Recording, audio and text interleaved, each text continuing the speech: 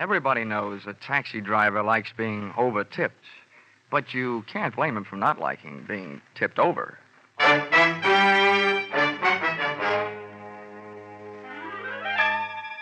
This is another in the adventures of America's fabulous freelance insurance investigator, Johnny Dollar. At insurance investigation, he's only an expert. At making out his expense account, he's an absolute genius.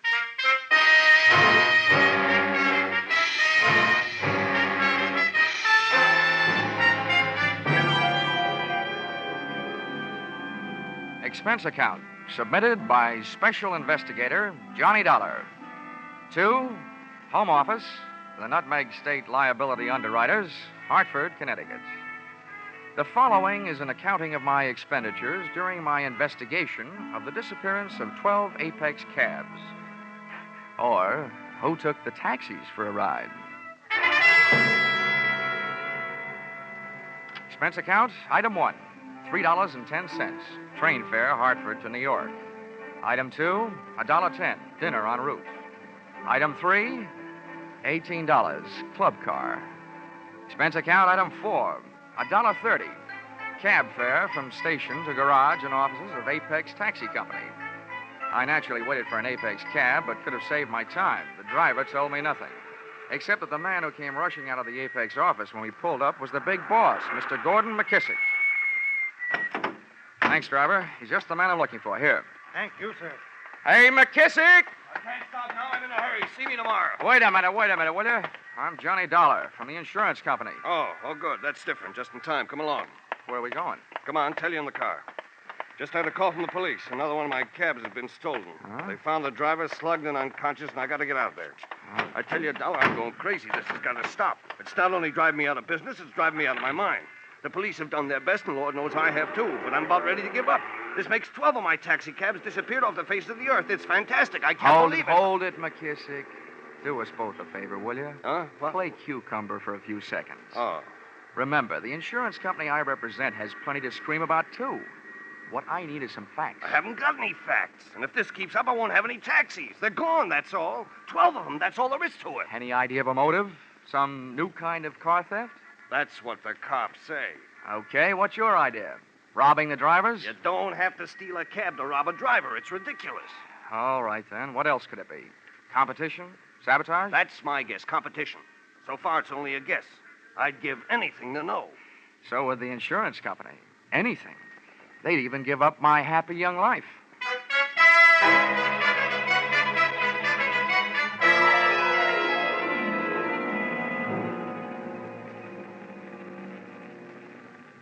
This is it. 13th and East River. Yeah, and there's the crowd. Humanity's strongest magnet. All right. Blood. Yeah. Back. Please. Stand back. Come on. Hey, officer. Huh? Officer, What do you want? look, here's my ID. This man is McKissick, the victim's boss. How about getting us through that crowd? Well, all right, but I don't know. The right side of his face don't feel much like talking. It's caved in. Stand aside now. Come on. Move. Let's get through here.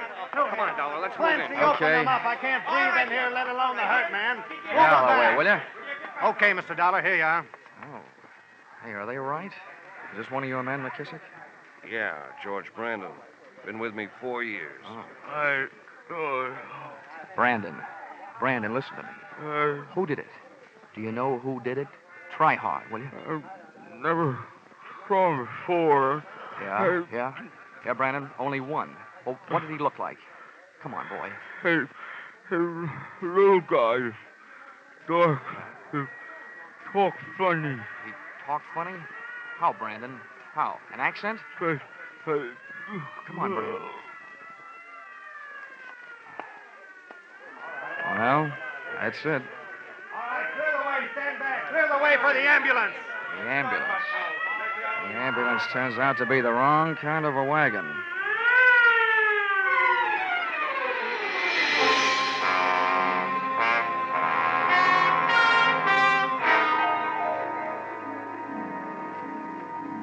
Expense account, item 5, $28.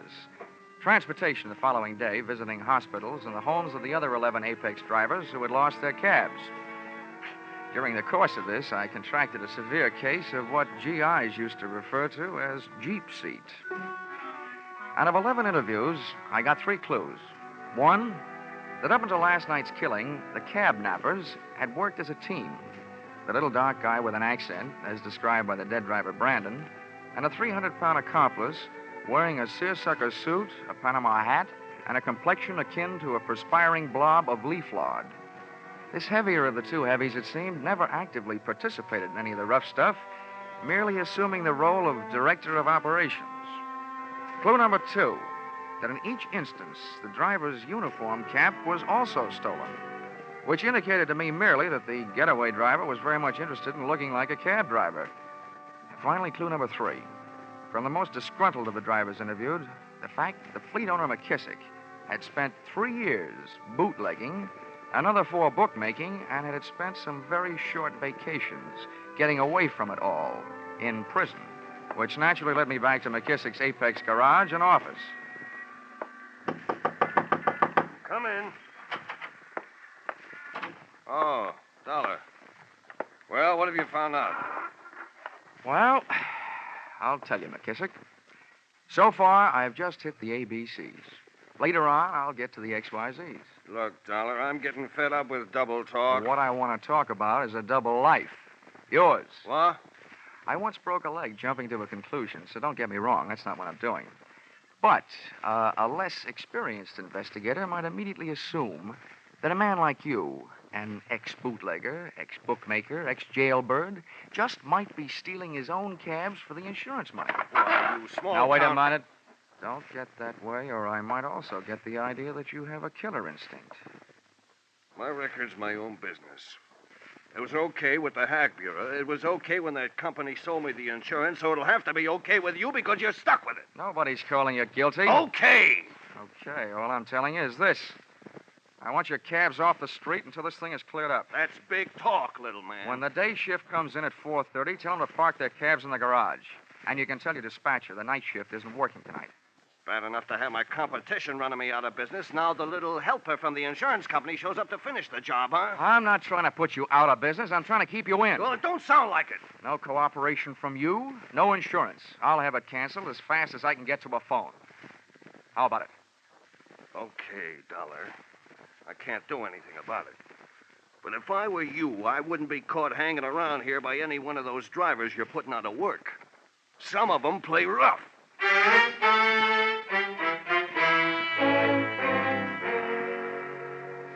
You can always depend on a cab driver for being on time when it's time to knock off work. By 5 o'clock, the garage was full of taxis and carbon monoxide fumes. By 5:30, it was devoid of humanity, and a night watchman I'd met before stood guard outside the locked gate. At 6 o'clock, a visitor dropped in on him, followed almost immediately by me. Senor, it is so important that I find it. Yeah. It contains everything I have in the world almost. All my money, even my passport. What's this, Vinny? Huh?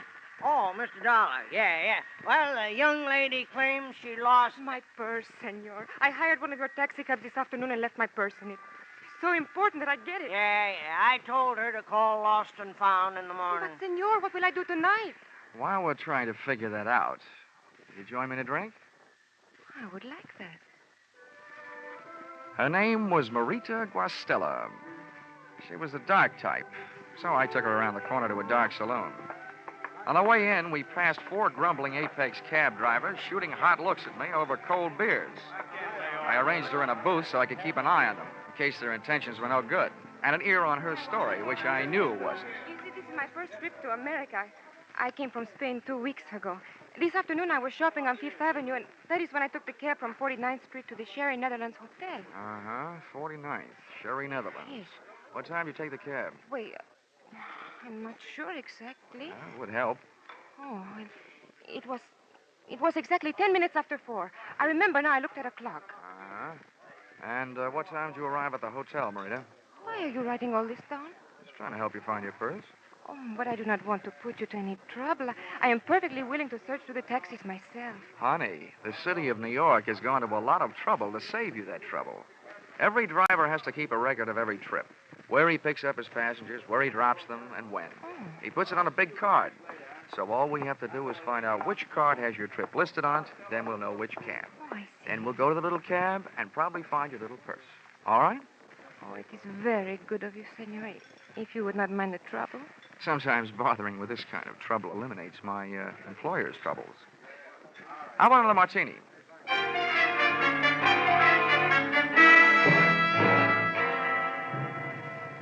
Expense account, item 6. $4, bar tab. Tip to waiter, $1. And here's a tip to young ladies who are pretending that they just came from Spain 2 weeks ago. Don't order bird bath martinis and put them away in one gulp. The drinking taste of Spanish ladies is more the sherry type. And martinis are hard enough to get used to in 2 years, let alone 2 weeks. Oh, who knows? Maybe she was just in a hurry to get to the Spanish Olives. One thing was fairly apparent, though. She seemed to be in a hurry to get something out of one of those cabs, and not by way of the lost and found department. The least I could do, both as a gentleman and an insurance investigator, was to accept her phony-sounding story and take her back to the garage. I arm-in-armed the sometime senorita around the block, passing the time in a conversation not exactly based on her mother's favorite recipe for a rosa con pollo. As we passed the office portion of the Apex cab building, I gave up looking into her eyes and saw something that was open even wider, the garage gate. Johnny, what is it? The watchman, he's gone. Perhaps he just stepped inside. Look at the stains on the sidewalk. Blood. Oh, Bridewell. He's been... Bridewell? Who's Bridewell? I do not know. Who's Bridewell? Please let me go. Let me go, please, Johnny. You're hurting my arm. Marita had twisted away and was hightailing it up the street. I went stamping up the ramp in the direction of the source of the scream. On the way up, I hit the light switch. In this racket, even big boys should be afraid of the dark.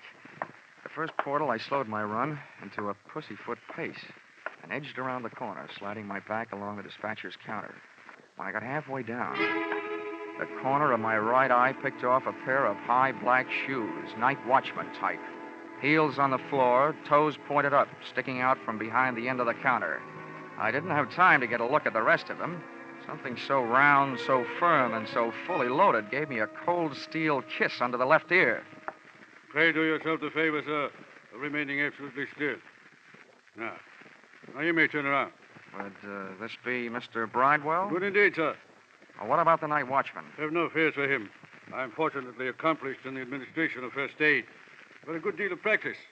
I've seen to it that he's resting comfortably. I'll bet.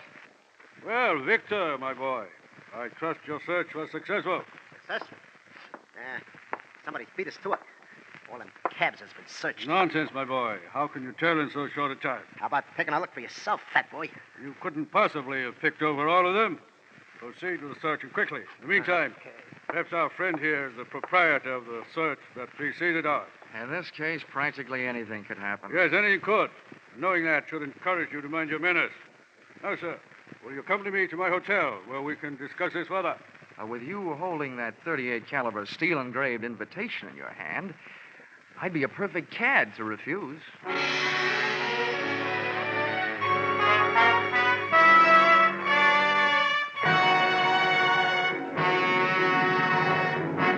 In just a moment, we'll return to the second act of Yours Truly, Johnny Dollar. But first, your armed forces are constantly searching for new methods and devices for national security and better peacetime living. Today's serviceman is a skilled professional who works with advanced techniques and equipment. If you're interested in science and technical subjects, your armed forces offers you a great opportunity now. Find out how you can join the world's greatest scientific enterprise, the Armed Forces of the United States. Now, with our star, Charles Russell, we return to the second act of Yours Truly, Johnny Dollar. And tonight's story, Who Took the Taxis for a Ride?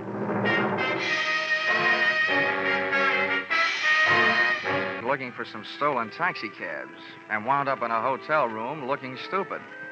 Not wishing to make this a permanent effect, I put my mind to work, and the fruits of its labor went something like this. Whoever had been stealing those cabs, and I figured I was face to face with one of them now, had not been stealing the Apex rolling stock for the cabs themselves, but for something evidently hidden in one of them. From here on in, there was only one way to play it, by ear. And it was easy, because the pasty-faced 300-pounder draped in a double-breasted seersucker tent was doing all the talking. Back in 1912, when I was expelled from Oxford University as a result of an unfortunate association with an unscrupulous proctor, I arrived at this decision, sir. It is sometimes not profitable to be on the apparently right side. Do I make myself clear? Well, in a roundabout way, I think so. Now then, I am thus fully acquainted with my position in regard to this matter of the Scarlet Madonna. But you, where do you stand? I'm running a one-man escort service for Marita Guastella. Ah, Marita. So, the lovely but unwise Marita has taken unto herself an accomplice, has she? Well, as long as you're allied with her, you and I must be at cross purposes. Well, I'm open to suggestion. Good. The girl is nothing more than a penniless adventuress, a common thief. But I, sir, may be able to tempt your transient loyalties with some very fetching terms. Mm-hmm. Well, Victor? This is our man, all right. I knocked it out of that night watchman when he came to. There was only one guy in that garage besides us. This is him. Let's go to work. Now, here, Victor. This is not the time for violence. The gentleman and I are about to discuss terms of mutual profit. Are we not, sir? You were discussing. I was listening. Yes. You'll find that I can be concise when the situation demands that I be. Shall we start with a figure of, say, $5,000? Hey, you're nuts. Let me work him over. Now, Victor, you'll kindly remember that I deplore violence. Well, young man, what do you say? Nuts to your 5,000, Mr. Bridewell. Good heavens, man. Have you lost your mind? What do you think the Scarlet Madonna is worth to you? Well, so far it's been worth one man's life, 12 taxicabs. On a used car lot, that comes to more than $5,000. $7,500 there.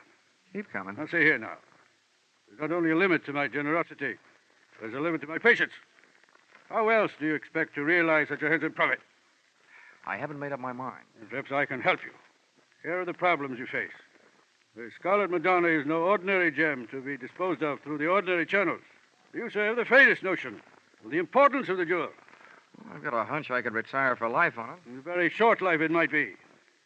It'd be a pity if your blood were mixed with that already shed through the centuries over the Scarlet Madonna. Now, don't waste time with that story fat stuff. We haven't got all week. My purpose in this repetitious recitation is bona fide. The bloody history may convince our friend that no one since the year 1256 has been able to share for any appreciable length of time the company of the Scarlet Madonna. Hey, tell him about the For that pirate. was the year it was fashioned to be worn in the vestments of John of Vicenza.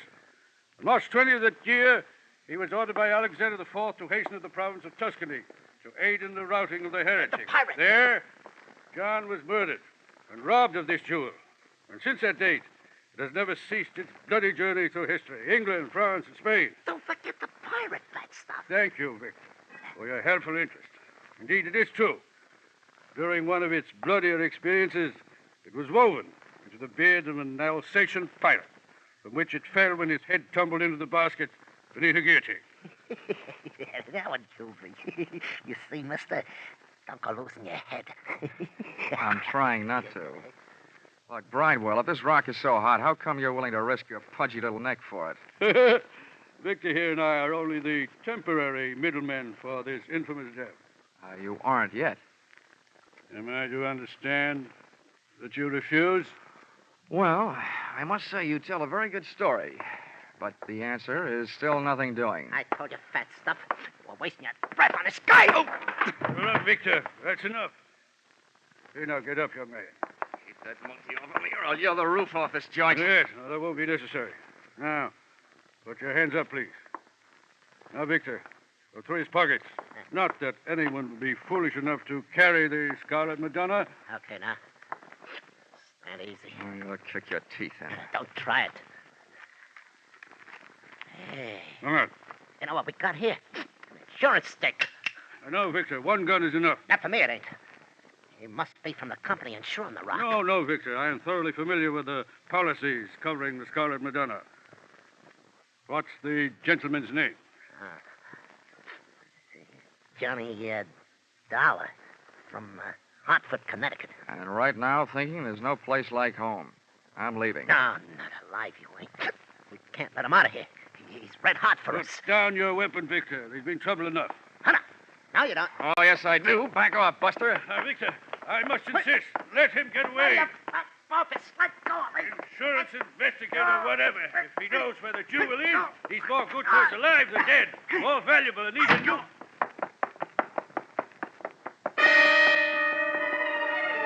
The elevators weren't fast enough. I hit every fourth step down 8 flights of stairs to the lobby and out into the street. Mr. Dollar. Hmm? Johnny, I must see you. Oh, Marita. Well, this saves me looking for you. You just tag right along. Taxi! you are, sir. After you, Lady of Spain. Thank you, Johnny. You're welcome.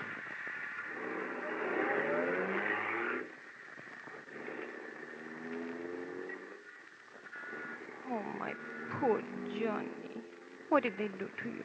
A gentleman named Victor hung a right hand on me, complete with signet ring. Oh, Johnny. Oh, never mind that hanky. I'm not in the mood to be dabbed at. I'm so sorry. Johnny, what did they tell you? Oh, no, you don't. First, I want to hear what you have to tell me. Then we'll compare stories. Wait, there's not much to tell. The Scarlet Madonna is rightfully and legally mine. My only crime was to bring it into this country illegally through customs. I met Bridewell and that horrible Victor on the ship. And when I got to New York, I realized that they were following me. I was terrified. That I'll believe. I was in a taxi cab, and they followed me in another. It forced us to a curb. And, well, I hid the jewel in the upholstery of the taxi. Then I jumped out and fled for my life. All I remember is that it was an Apex cab. I've been trying to find the exact one ever since. So apparently they. How'd they find out? They ran after me that night. They searched me and all of my belongings. And then when I started my search, they realized what I was doing. Well, looks like anybody can catch the brass ring on this merry-go-round. Please, Johnny, tell me that you will help me to recover the Madonna. Look, gorgeous. All I'm trying to catch up with is a dozen stolen taxicabs. But you are not just going to leave me flat? With that figure? Impossible.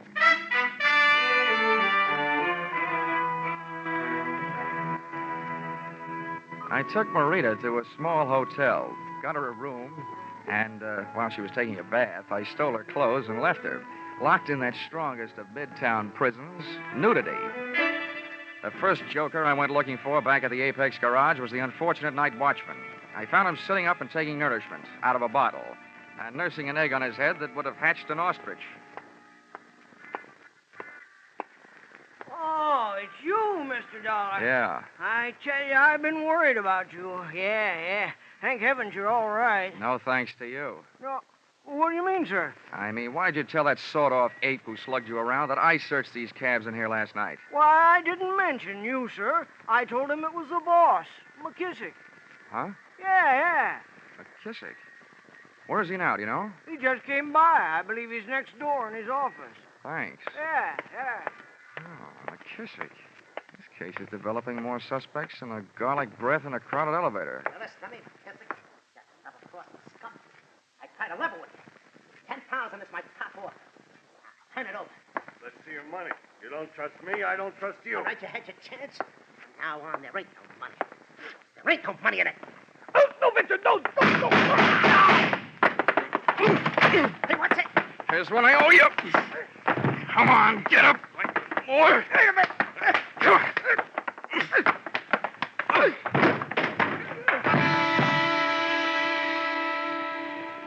Then I finished the job he had started.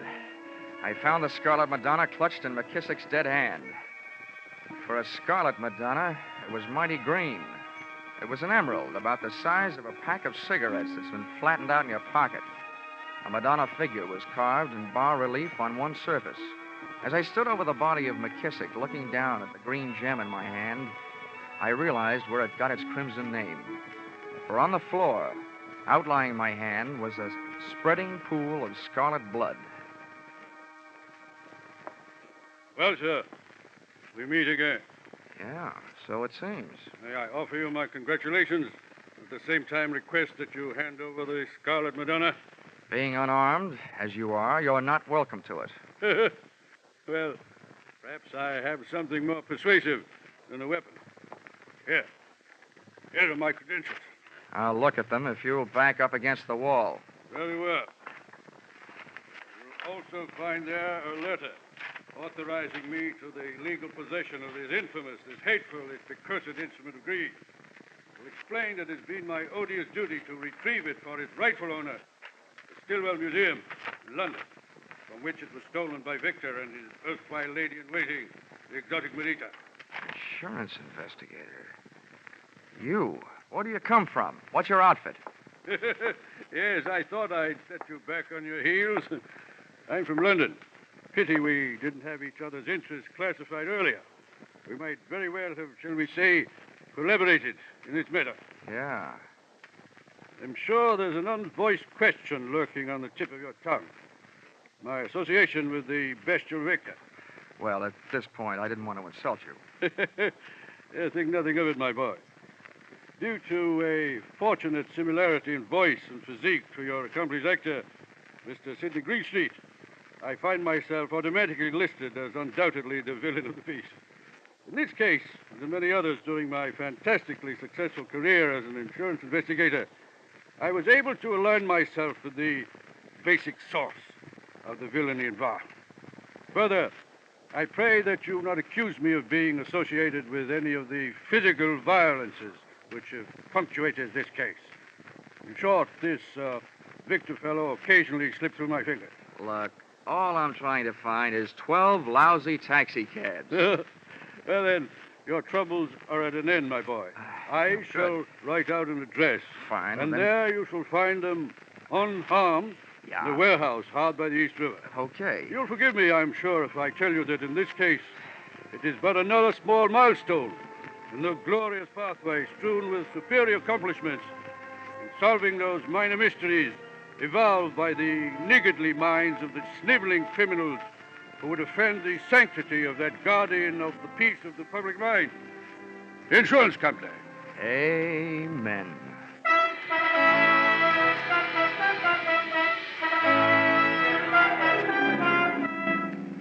Expense account, item 7. $1.95, one evening gown, which was hard enough to find, but would probably be even harder to wear at that price. Purchased in an all-night salon de mode on 136th Street. This dress I gave to Mr. Bridewell to take with him when he went calling on Senorita Marita Guastella, prior to turning her over to the police. Expense account, item 8, $6.10. One bottle of you-know-what, with which to gargle the half-good, half-bad taste left by this case out of my mouth. Expense account, item 9, transportation. No, come to think of it, you can forget this item for a while. I think I'd better stay here in Manhattan and rest up a bit. Expense account, item 9, $400. Advance. Entertainment and things while resting on my laurels.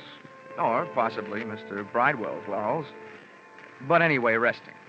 Expense account total, $1,100. You fill in the cents. Yours truly, Johnny Dollar.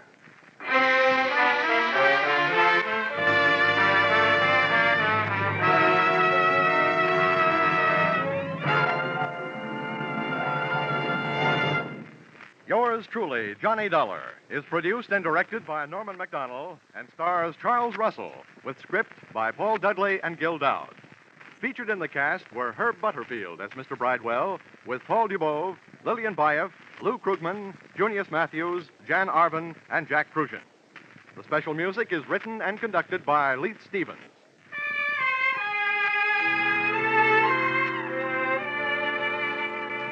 Be sure to be with us again at the same time next week when another most unusual expense account is handed in by Yours truly, Johnny Dollar.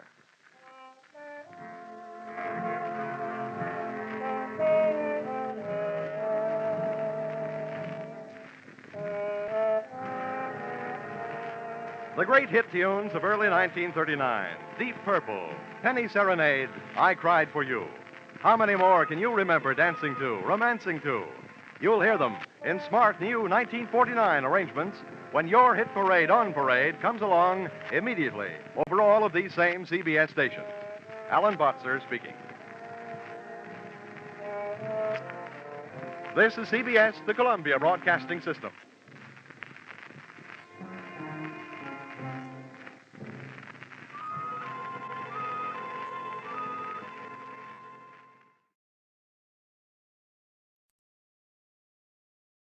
I hope St. Peter's listening.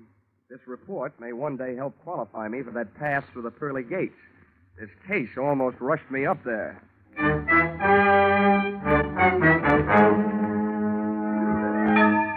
This is another adventure of America's fabulous freelance insurance investigator, Johnny Dollar. At Insurance Investigation, Johnny Dollar is just an expert. At making out his expense account, he is an absolute genius.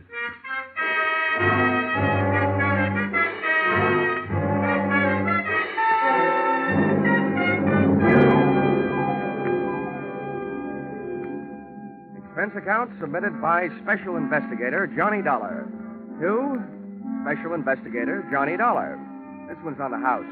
I wouldn't even bother itemizing it, except that the whole thing is probably tax deductible. The following is an accounting of my expenditures during my investigation of Bonnie Goodwin. Or, she was under 21, but that didn't mean she was involved with nothing but minor vices. Or, murder ain't minor. Expense account, item 1. $12.40. Scotch whiskey and cigars consumed at surprise party arranged for me by one Mr. King Hart at my apartment in Hartford, Connecticut at 1:25 in the morning.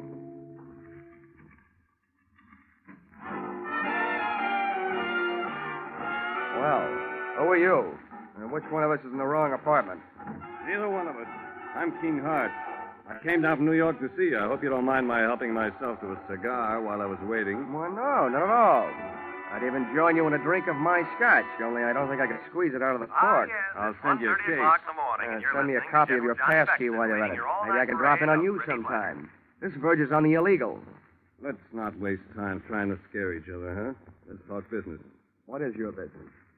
Well, that verges on the legal. That's why I need you.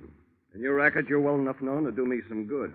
In mine, I'm too well known to do it myself. Do what? Find a girl for me. Now, wait a minute. I'm in the insurance business. So's the girl. She's a beneficiary of my insurance policy. This is a very unusual case. I was a sucker. The way that policy is written, I need her signature to do what I want to do. Change the beneficiary? Yeah. I'm all set to marry an honest dame. She's lovely. Well, I'll tell you, Mr. Hart. I make it a habit to work for big insurance companies, not individuals. Sorry. How come? I can't look up your credit rating in Dun & Bradstreet. Look it up in this wallet. Go ahead. Don't be bashful. Mm-hmm. Yeah, well, you're solvent. Corners of these bills look like a tally on a baseball scoreboard. 1 run on the first and then 3 goose eggs. Help yourself. Not so fast. Your money may be okay, but about your story. What about it? Look, there's any number of good licensed private detectives that you could have gone to. Philip Marlowe, Sam Spade, and Richard Diamond. And he would not only have solved your case, he would also sing you a song. Why did you come to me? I thought you had me straight. I don't like detectives. I'm allergic to coppers, pro or semi-pro. So's the girl. Look, Dollar, all you have to do is find the girl, get her signature on the form, and bring it back. Is that so tough? Yeah, my wisdom tooth still finds it a little tough to chew. I'd like to see the policy. Sure, I brought it with me. Here you are. Wow, this is a motive-sized policy. $100,000. How'd you ever get it, Mr. Hart? When I took it out, I was a haberdasher. Uh-huh. Specializing, no doubt, in bulletproof vests styled by Hart, Shatner, and U.S. Steel? Oh, yes. Beneficiary, Bonnie Goodwin. That's her. Well, before I can start looking, I should know where she stopped being around. Chicago. You'll find that and a lot of other stuff about her stapled to the back of the policy. My, you're the very model of efficiency. I should be. As a model prisoner, I ran the accounting department at Leavenworth for 5 years. Thanks for not being bashful about your past. Makes it easy for me not to be bashful about asking you for something. What's that? My assignment in writing. I just don't want anybody to get the wrong idea about my association with you. That's okay. All right. You'll pay for the ticket. I guess I'm ready to take the ride. How much? A $3,000 retainer, and I'll bill you for my expenses. It's a deal. And don't hesitate to travel first class. Don't worry, Mr. Hart. Don't worry.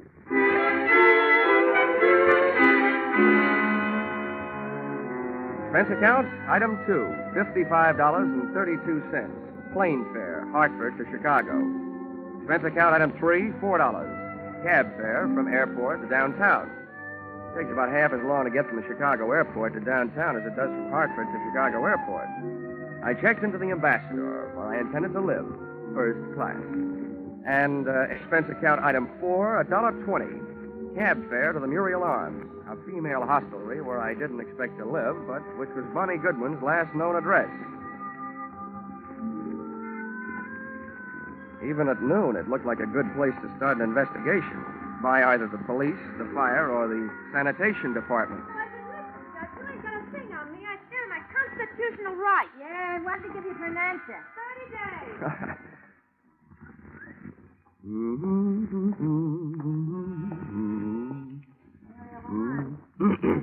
Called that before. Hello, Muriel Arms. I'm sorry, Miss Graham left a note No disturbance till 2:30. Hello, Muriel Arms. Call back after 2:30, please. Pardon me? Muriel Arms. No, she isn't. She'll be back in 5 days. Hey! Yes, sir. Where can I find the room clerk? That's me. Oh, good. I'm looking for a girl who used to live here. Her name's Goodwin. You remember her? Oh, the little princess? Yeah, I remember. I'm trying to forget her. Well, I'm trying to find her. You know where she went from here? No, and I don't care. One of the girls said she saw her hanging around Emma's place back over on Rush Street. You'll hear it before you see it. I'm sorry, mister. That's all I got time for. These calls are piling up. Hello, Muriel Arms.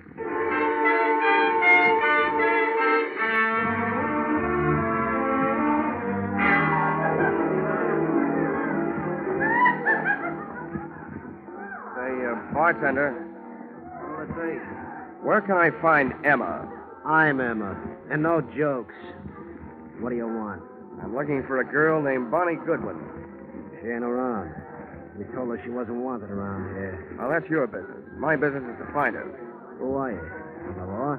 Well, from the law of averages, the insurance business. If you're selling insurance, you're going the right way. She needs some. Why don't you try the Flagler Apartments?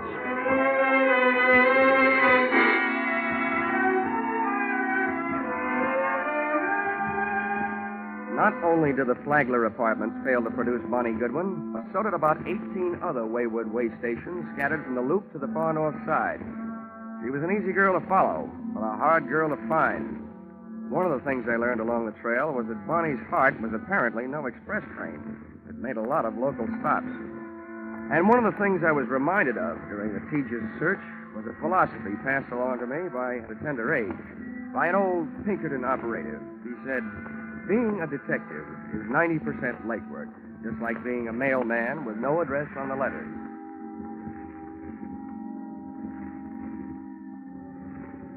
Expense account, item 5. $14.95, shoe leather. My brogans and my nerve ends were worn to a frazzle by 8 o'clock that night when I went sniffing up my latest lead, which took me to the desk of a tasty little flea bag on Dearborn. Oh, it felt like you were picking up the 7-year itch just walking into the lobby. Hiya, Sonny. Are you looking for somebody? Yeah, and if I don't find her soon, I think I'll just sit still and let her find me. One of your guests, Bonnie Goodwin. You know her? As much as I know any of them, I guess. Is she still here? No. Well, do you know where she is? No, all I know is she moved out of here. As I asked her to this morning. Tell me, what makes this kid so popular? She makes me nervous. I don't like the people she brings around. You mean me, Grandma? Or do you mean you don't like her choice of friends? I didn't say they were friends. No, I'm through talking. Read it. Now, wait a minute. I've got to find Now, listen, little boy. I'm awful good at not talking when I don't feel like it. And right now, I don't. Save yourself some time and get out of here. Okay. Now I know what was wrong with that little Red Riding Hood story. Grandma was the wolf. Boo! Oh, nuts. Hey, mister. Hmm? Hey. Yeah, I think I want to talk to you. Go away. Don't bother me. You were asking about Bonnie, weren't you? I'm a friend of hers. Oh? Well, where can we talk? Well, we better get away from this lobby window. Come on. Where are you headed? Out of town? Huh? Oh, the suitcase? Mm-hmm. No, I just came back for the last of our things. Bonnie and I took an apartment today. Oh, your roommate, huh? Yeah. What do you want with her? Wait a minute. Can you think of any good reason why 2 men should be following you? Where? Don't turn around. Where can I meet you? You're not going to leave me. Just long enough to get where we're going. Where's a good place? The hangover house on North Park. Who do I ask for when I get there? What's your name? Jenny Page. Why can't I go with you? I want to find out who's being followed, you or me. Now, there's a hack stand. You take the first cab, Yeah. I'll take the second. Bill and Darby take the third, and then we'll know.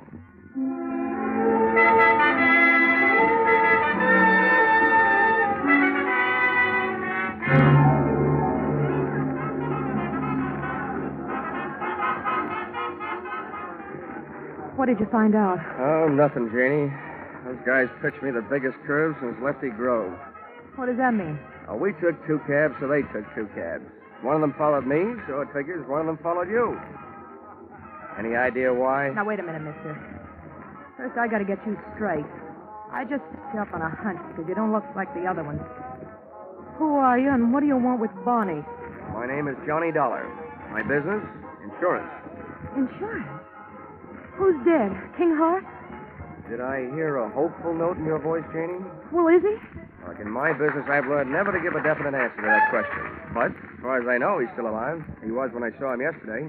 He hired me to find Bonnie because he wants to get her name off his life insurance policy. As simple as that. That skunk. After what he put her through. You can file this question under N for none of my business, but just what did he put her through? He built her way up and then he dragged her way down. And she's still too good for him, for anybody who works for him. I'm getting out of here. Maybe I told you too much about my business. Just enough. You're trying to help King Hart take away the only thing he left her. If I have my way, she'll never sign away the money from that insurance policy. Good night. This was the first chance I'd had all day to make anything happen. With a little luck, Janie Page was going to finally bird dog me straight to the little chick who had flown so many coops, thus making herself so hard to find. As she started down the 60-foot length of the long, narrow bar toward the back door, I saw two familiar hulks launch out of their chairs up in the front door. They were after her, and too big for me, our opponents from that game of taxi tag. So I set about stopping them. I took advantage of the narrow room, the big crowd, and a little bitty drunk. I hated to do it, but I had to turn the bottle baby into a bottleneck. I hope he was too numb to care. Hey, lay off the little guy. Guys like you that Come on, let me like through here. Get out of our way. We're coming through. If you like mob scenes, it was a great go-round when it lasted. But it only lasted 40 seconds. And then we got upstaged by some off-scene action out in the back alley.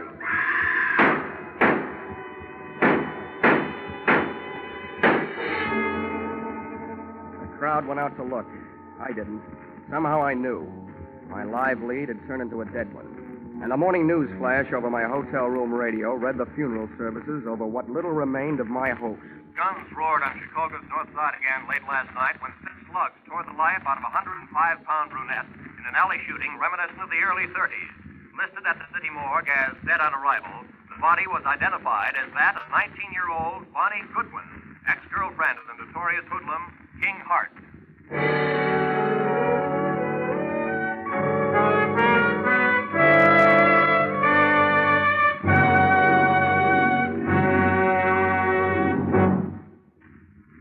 In just a moment, we'll return to the second act of Johnny Dollar. But first, a burly sea captain, a fashion designer, a neurotic young gun collector, and a wealthy socialite.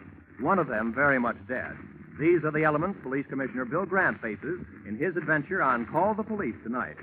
Join Bill Grant for the thrills of the chase as he sets out to solve the case of the hero's funeral. And then take in Sam Spade's latest two-fisted adventure, well spiced with wisecracks. Bill Grant of Call the Police and Sam Spade, like Johnny Dollar, are regular Sunday visitors on most of these same CBS stations. Now, with our star, Charles Russell, we return to the second act of yours truly, Johnny Dollar.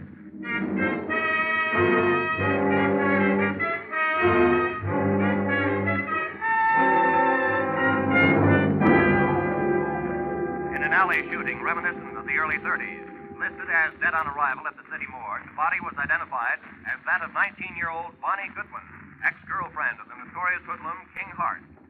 And now for yesterday's baseball scores in the National...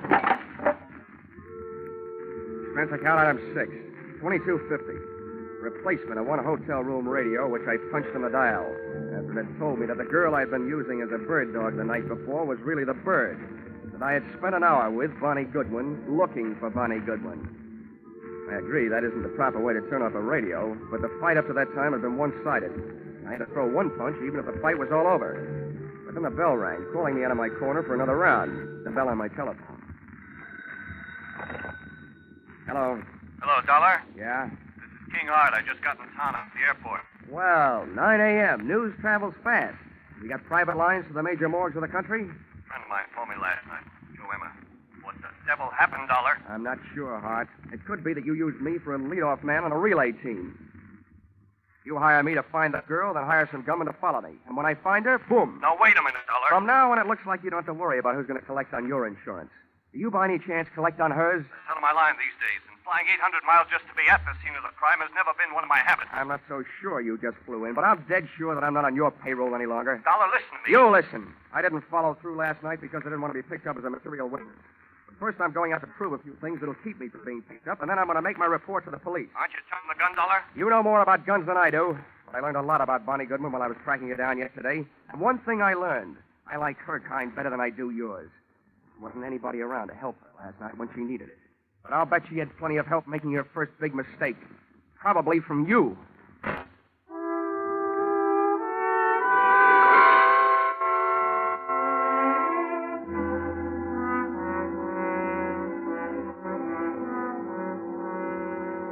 Any morgue is a masterpiece of refrigeration. Just thinking of one can give me a real cold chill. When I walk into one, I feel an icicle forming on each separate vertebrae in my spine. And when I start walking out of one, I feel the ice begin to melt. You do yourself any good? Maybe. Thanks for letting me go through a thing. Here, buy us a cigar. Oh, this I'll buy a box. It's a big tip. It should be. You've been a big help. I'd gone to the morgue to find an address, and I'd found it. In the suitcase, monogrammed BG for Bonnie Goodwin. I also found that the body had been identified by her roommate.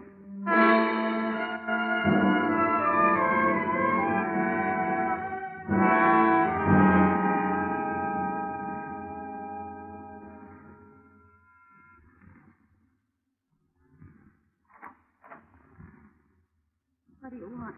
I was a friend of Bonnie Goodwin's. I want to talk to you about her. You're no friend of hers. I knew them all. Leave me alone. There's nothing to talk about. She's dead, isn't she? Yeah. I have a pretty personal interest in it. Why? I was with her just before she walked into the alley. And you might be interested to know that she was using your name. How do you know? You don't know my name. Janie Page. So you're packing. I might be unpacking. When you pack, you fold things on the bed. When you want, you put them on hangers as you take them out of the bag. Now, you know where you're going? You better close the door. Well? I don't have to be a quiz kid to figure out that you're leaving because you're scared. Probably running away from the same thing Bonnie didn't have a chance to run away from. I'd like to find out what it is. Bonnie didn't have any big brothers looking out for her. What's your angle? I'll break it down for you. About 10% of my interest is keeping myself from being implicated in what happened last night. The other 90% might get me a merit badge in a Boy Scout troop. I'm just trying to do my good deed for the day. I'd like to see somebody get paid off. Who's your candidate? King Horse? He's one of the people she was afraid of. For a little girl, she had a lot of people after her. Did she double-cross too much, talk too much, or just know too much? She knew too much. About what kind of things? The kind of things smart people stay away from. Wasn't she? Couldn't. For a girl being mixed up with the wrong people is an incurable disease. You just wait it out. Mm-hmm. I see what you mean.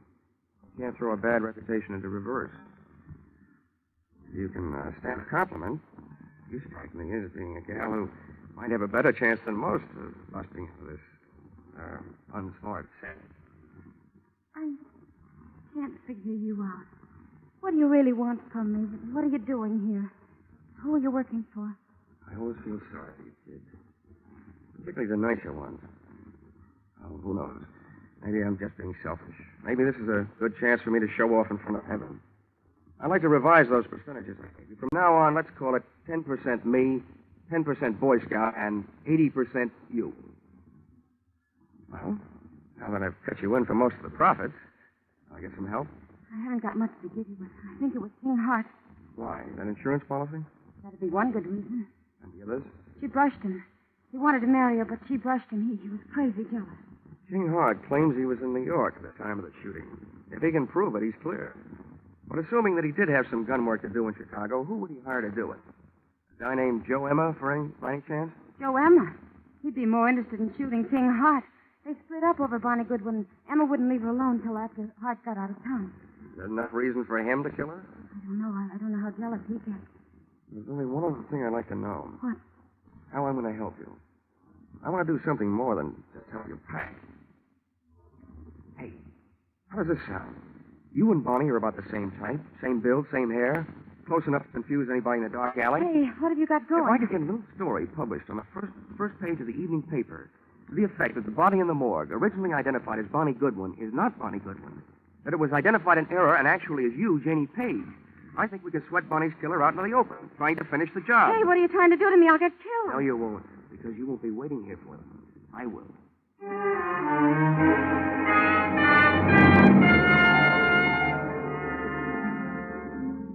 Expense account, item 7, 5 cents. Phone call to an old newspaper friend. Expense account, item 8, another nickel, one evening newspaper. Which proved to me the power of having old friends, and which I hope would prove to me the power of the press. The story, including the girl's address, was right above the weather report. And it looked like a fair night for Chicago, but a stormy night for me.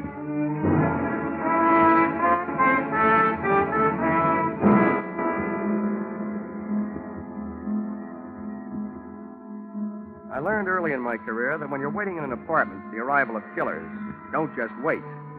I opened a window onto the street, made myself a pot of coffee, some sandwiches, sat down in an easy chair facing a door near the telephone, and had a picnic.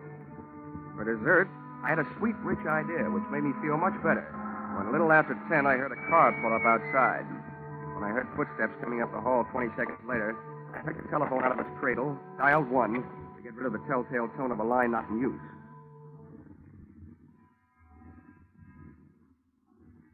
Come on in. It's unlocked.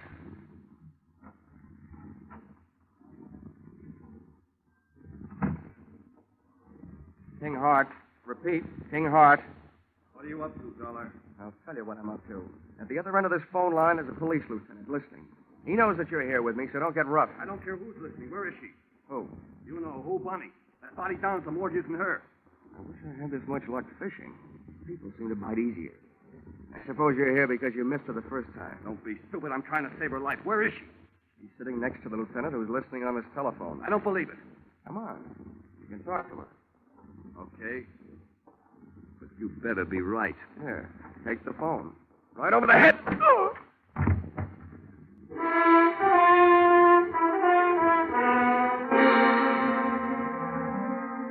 Dragged Mr. King Hart into the living room closet, went back to the phone, and really called the police to tell them that I had their man.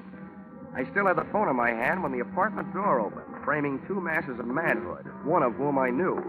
So this time, just to play safe, I said into the live phone, Joe Emma, and help her. Shut the door, Angie. Yeah.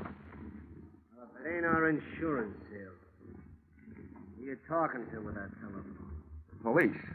I just gave them your name. Hang it up. Okay. Pretty smart trick, I suppose. But I got news for you. What you just did ain't even evidence. Because you ain't gonna be around to corroborate it. And we ain't gonna be here when the cops get here.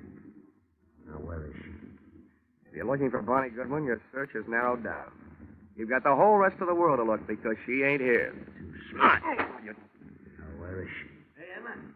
She's hiding in that closet there. The knob just moved. Oh? That's where you got her. Okay, Angie, stay on this guy. I'll take care of Bonnie. On out, sweetheart. I'm coming, Joe! Why, you?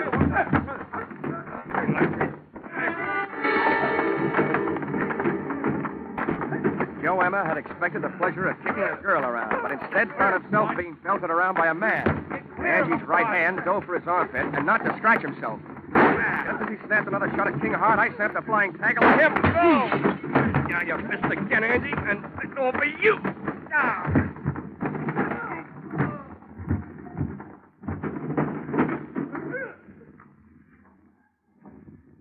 Congratulations, King. It's a delightful right hand you throw. Never mind that. Where's Bonnie? She's dead, Hart.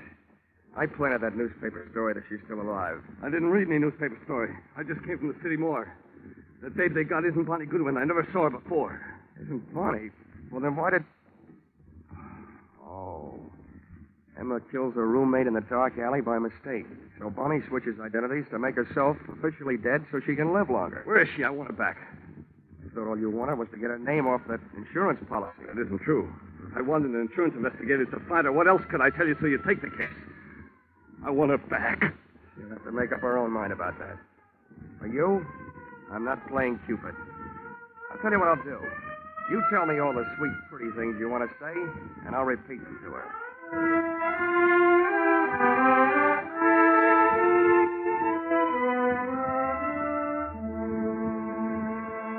Expense account, item 9. $28.40. Dinner, while repeating all the sweet, pretty things King Hart had wanted to say to Bonnie Goodwin. And telling her all the unsweet, unpretty things I felt about his kind of guy. Don't worry, Johnny. I'm not going to him or anybody like him. Well, where are you going? Back to my hometown, I guess. Your hometown didn't seem to do a very good job of giving you a start the first time. How far from Chicago is it? It's only about 28 miles north of here. Yeah. Here's an envelope.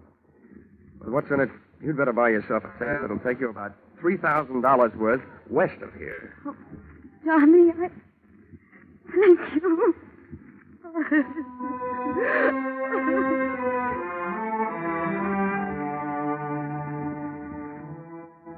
Expense account, item 10, 20 cents.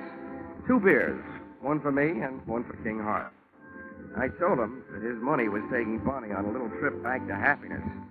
And he told me that if I ever expected to collect any expense money from him, I knew where I could go. Expense account total, $163.55. You'll notice that this is very low, but remember, I'm paying this one myself.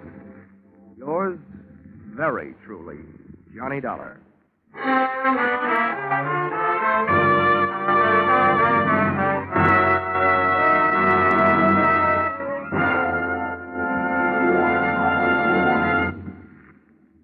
Yours truly, Johnny Dollar, directed today by Gordon P. Hughes, stars Charles Russell, with script by Paul Dudley and Gil Doud. Featured in the cast were Georgia Ellis, Paul Dubov, Martha Wentworth, Lou Krugman, Gene Bates, and Larry Dobkin. The special music is written and conducted by Leith Stevens.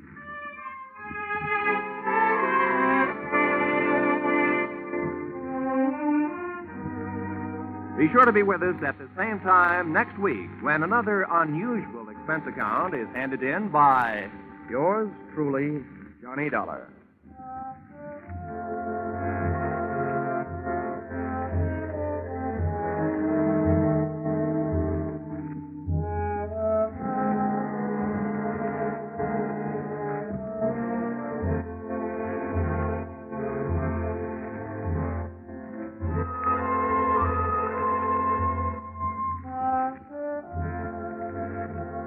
Cheek to cheek, I'm in the mood for love. Isn't it a lovely day? That's what you think. Nope, that isn't just a mixed-up sentence.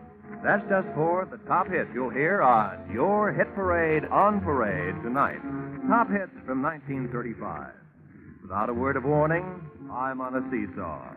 Yes, more hits dressed up in bright new 1949 arrangements and played and sung by the nation's top vocalists and musicians. Be sure to hear your hit parade on parade this evening in Jack Benny's time on all of these same CBS stations. This is Roy Rowan. Your hit parade on parade follows immediately.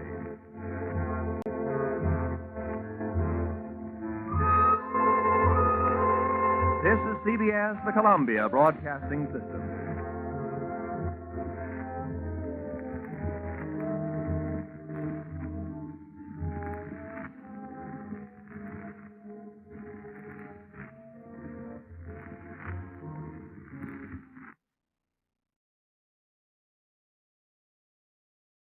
Mrs. Perkins won the prize, but I got in the biggest pickle at the county fair.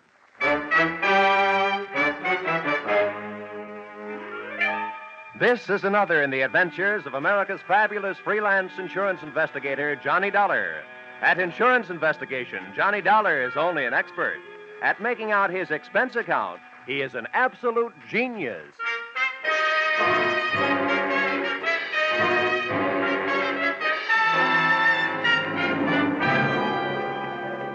Expense account submitted by Special Investigator Johnny Dollar.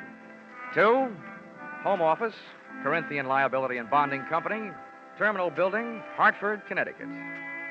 The following is an accounting of my expenditures during my assignment as bodyguard to Grand Blue Ribbon Champion, Spotted Poland China Hog, Rosie Barron of Iowa.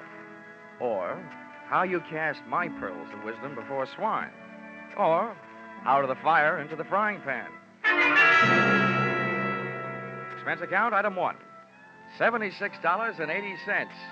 Train and bus fare, Hartford to the town of Carver, county seat of Carver County, Iowa. Expense account, item 2. $2.50.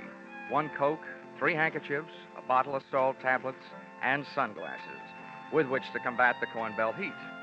Item 3, 6 bits, jitney ride to the Carver County Fairgrounds.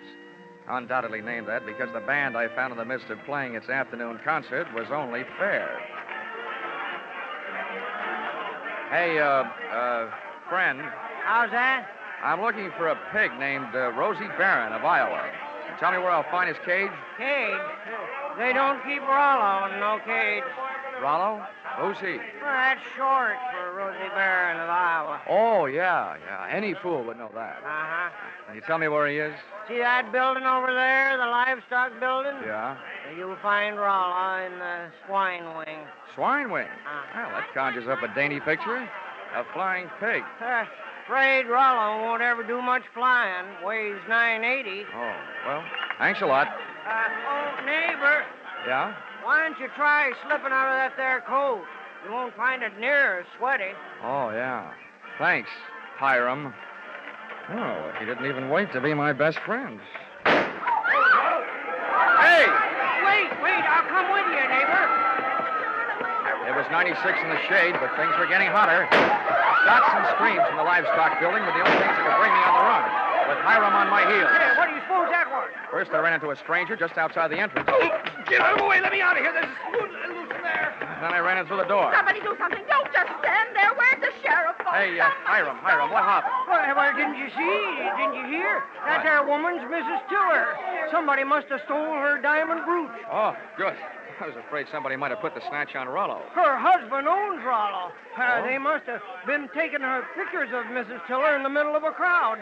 And when they had her smiling real pretty, them flash bulbs went off, and then somebody must have reached around from behind her, yanked the brooch, and started shooting a gun in there. That's a tried and true method of busting up a crowd to help make a getaway. You think anybody saw who did it? Couldn't. Those flashes would have had them blind as bats for a minute. There's the sheriff. What's his name? Why, that's Harry Blewett. Harry Blewett? Yeah. Sounds like a slogan from the Republican campaign. Hey, here, you. Wait a minute, let go. When everybody around here's trying to get my coat off. Come on, Sheriff. Loose the haberdasher. All right, now, never mind the fancy talk, young fella. I saw something pass between you and one of the thieves just outside the door. Oh, you're out of your mind. That guy bumped into me. He came crashing out of here, and I happened to be in the way. I'll bet you happened to be in the way. Accidentally on purpose. Now, that's an early American comeback. But that's the way it was. Now, look, I won't ask you for a search warrant, Sheriff. You think I got the brooch on me? Start looking. All right, I will. All right. Yeah, now, in that pocket, cigarettes and a lighter. I see 'em. You see? Yeah. And in that pocket, handkerchiefs and salt tablets. Salt tablets? Mm-hmm. Now, why don't you look in my inside coat pocket? And there you'll find my wallet and identification. I was coming to that. Yeah. Dollar. Insurance investigator, right. Hartford, Connecticut. Well, what brought you out here? I'm a piggy sitter for the Corinthian Liability and Bonding Company.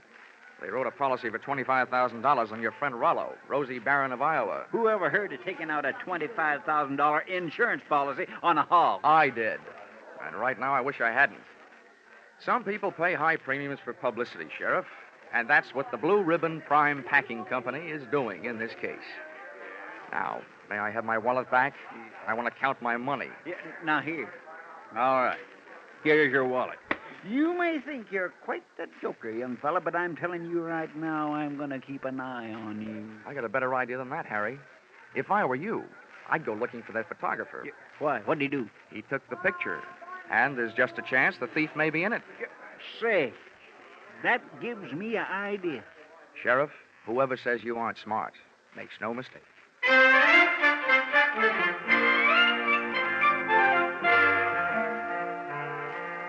Rollo, the prize porker, wasn't hard to find. First, I followed a few signs. Then it was a matter of closing in on a contented series of juicy, slurping grunts that came blurping up out of a succulent mound of Louisiana yams. Rollo was all fat and a yard wide. His table manners weren't much. He didn't look very smart, but he sure looked healthy. 980 pounds on the hoof. A fine figure of a pig. Pardon me, miss. Could you tell me who's in charge around here?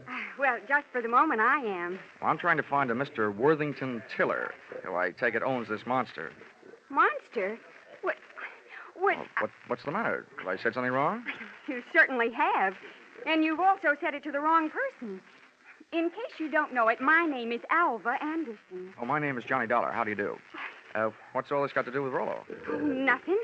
I just raised Rosie Barron of Iowa from a suckling, that's all. Kind of got away from you, didn't it? I'm sorry, Miss Anderson. I apologize. To you, too, Rollo. I'm sorry about the interruption, Miss Anderson. Some fool made off with my wife's diamond brooch. How's this excitement affecting Rollo? I hope he hasn't lost any weight. Well, he took it very well, Mr. Tiller. Oh, good. This gentleman wants to see you, Mr. Dollar. Oh, yes. Oh, from the insurance company. That's good, right. Good. Well, I'm glad you're here. We'll have your picture taken right away with my wife and Rollo. Oh, it'll make grand publicity for Blue Ribbon Prime Packers. Oh, I don't mind having my picture taken. Just so long as your wife doesn't mind having people pinch her diamond brooches. Oh, well, then don't worry about that. It was fully insured. Oh, that kind. The thing I want you to worry about is Rollo here. Mm-hmm. As president of Blue Ribbon, I paid Miss Anderson $10,000 for this magnificent swine, and I don't want anything to happen to it. You bought him for $10,000, insured him for $25,000, and you don't want anything to happen to him? Well, I don't mind paying those exorbitant premiums when I get back the kind of publicity this will bring in. I can see it in the papers now. America's fabulous insurance investigator, Johnny Dollar, sent from Hartford, Connecticut to guard the life of that fabulous prize swine, Rosie Barron of Iowa. Well, Mr. Tiller, I don't mind getting my name in the paper for a pig, just so long as it is not in the obituary column. I just couldn't stand having my tombstone read, Johnny Dollar no longer am. He gave up his life for a great big hand.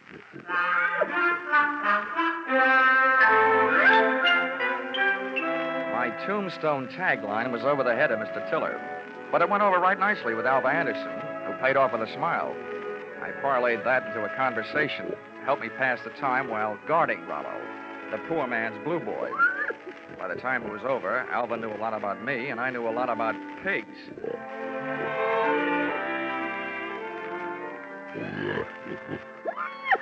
You know, you have beautiful eyes, Alva. Mr. Dollar, do you know what's really interesting about the origin of swine? Why, it's estimated that the Chinese people domesticated swine about 2900 B.C. And not only that, but I'm sure you'd like Hartford. And, Mr. Dollar, you probably don't know this, but a pig is one of the most important food animals. It's an economical converter of grain and other feeds into body tissue, as the products of which furnish meat and fat for human consumption. Alva, darling, I'll only be in town for a little while. And not only that, but people who say that pigs are dirty don't know what they're talking about. Why, sanitation is essential to good health, rapid growth and development, and profitable production. Oh, Rollo, what have you got that I haven't got?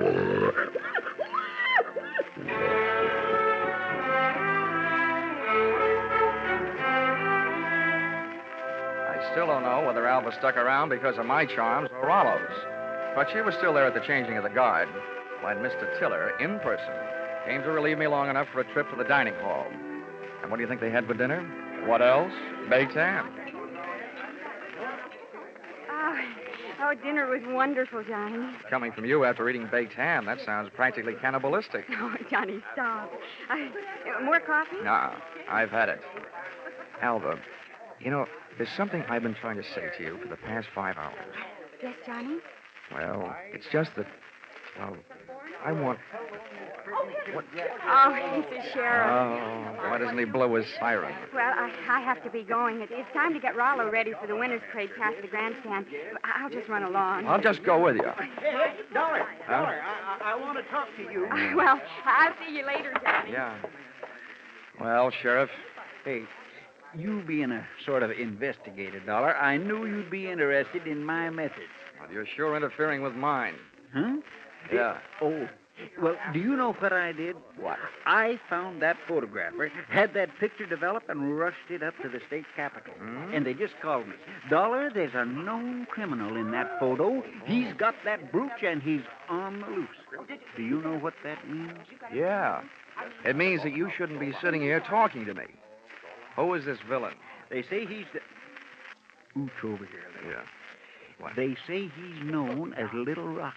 Originally hailed from Arkansas. You'd know him if you saw him. He's the fella that bumped into you. Oh. I want you to help me look for him. I take only one job at a time, Sheriff. Right now, I got a pig to mind. And there goes the Grand March. Boy, in case I'm interested later, how much do you pay your special deputies a day? $7 and expenses. Sheriff Blewett, I'm afraid that blows it.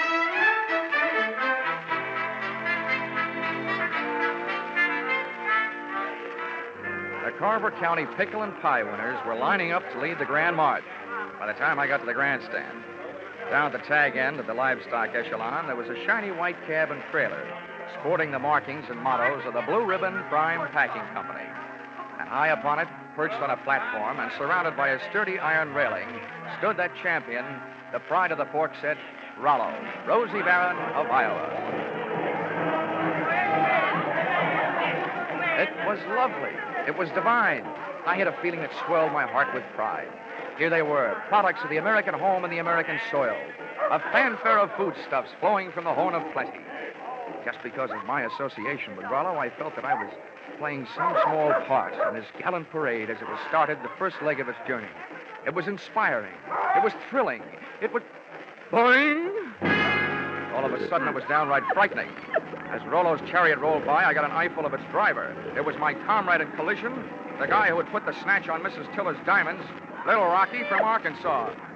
I added to my treasury of thankless tasks by trying to pin a tackle on a 5-ton truck. I got a door handle with one hand, running more with one foot, and a clout in the teeth from an unexpected adversary. Knock him loose, Milo. He's on the running board. Hey, what the... I was flat on my back. Everybody was screaming and hollering. The truck went crashing to the fence. And Rollo, Rosie Barron of Iowa, was one little piggy who wasn't staying at home.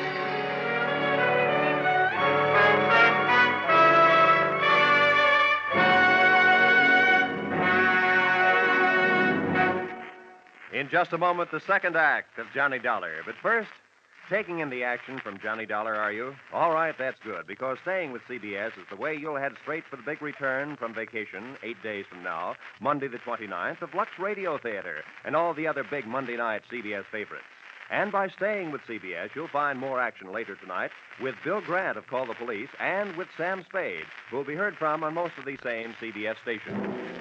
Now, with our star, Charles Russell, we return to the second act of yours truly, Johnny Dollar.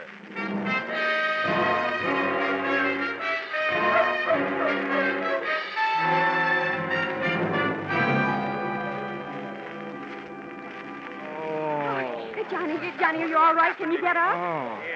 Well, the spirit's willing. I'm not sure about my spine. Here, let me help. I'm the guy who goes around telling kiddies never to hitch rides on trucks. Well, nobody can say I didn't make a dent in Iowa. It was wonderful the way you tried. But what are you going to do now? Right now, I don't know. The only place I can think of at the moment where I might find a hot pig is a barbecue stand. Oh, this is no time to be funny. Well, look, up until now, all the laughs are on me, kid, so let me be the judge, huh? Well, what are you going to do? Well, first, I'm going to practice my arithmetic and see what adds up. You can't unload a stolen pig in a pawn shop. So, question number one is, where do you unload it? Where would you go? Well, where would I... Well, I'd never thought of it. Well, here's what I figured. The Rollo on the hoof is too well known to peddle for anything like the dough he's really worth. I mean, he's not like a big diamond that you can cut up in little... Or is he? What is the going price on pork? The market this morning was at $23.50. Well, that kind of money hardly sounds like Little Rocky's kind of project. But maybe things are tough. By the way, Alva, have you ever been in Arkansas by any chance? Why'd you ask? Just wondered. Hey, Dollar, just a minute. I want to talk to you. Barnyard bloodhound himself. Yeah, Sheriff? Would you mind, Alvin? I was just leaving. How could she be that cold on such a hot night? Huh? What's bothering you, Sheriff? I saw your little performance, Dollar, when you leapt at that truck. Just how hard was you really trying? How hard was I ought to punch you in the nose, badge or no badge. Now, don't you go getting huffy. I just want you to know that I don't fool easy. When I'm on a case, I'm suspicious of everybody. Yeah, that must be rough on your wife. How often do you have her in handcuffs? Huh? Well, Now, look, Sheriff, all I need from you is the use of a car so I can go looking for old Lardhead. No, you don't. There's enough missing around here as it is. Rollo, Miss Tiller's jewelry, and I ain't about to add a county vehicle to the mess. And besides, I want to keep an eye on you. Good. You might learn something. Come on. Here, wait a minute. Where are you going? Over to the Ferris wheel. That truck hasn't been off the fairgrounds more than a couple of minutes. I want to get a look at the countryside. Ferris wheel. Say, that gives me an idea. I hoped it would. Come on. Say, you know, Sheriff, I don't know very much about this farm-side ferreting racket. Well, there's more to it than meets the eyes, I can tell you that. Oh, yeah, I'll bet there is. Tell me, didn't I see a feed trough on Rollo's truck with a lot of mash in it? Well, now, let's see. If he ate yams this afternoon, he'd eat mash tonight, all right. Does mash kick up any kind of a smell? Oh, sour as swill. But the pig seems to like it. Uh-huh. How does this sound to you, Sheriff? Suppose right after you take your ride to the top of the Ferris wheel to case the countryside, we were to get ourselves a nice hungry pig. Say, that gives me an idea. We could take that pig and he could smell that mash in the air and sniff out the trail of that truck. Sheriff, if you aren't a genius, I wouldn't be surprised. Oh, Shaw. It was planting time in Iowa that night, at least for ideas. Two of which I had planted in the not-too-fertile mind of Sheriff Harry Blewett. And as long as it took us to walk from the trotting track to the Ferris wheel, it came harvest time for notion number one.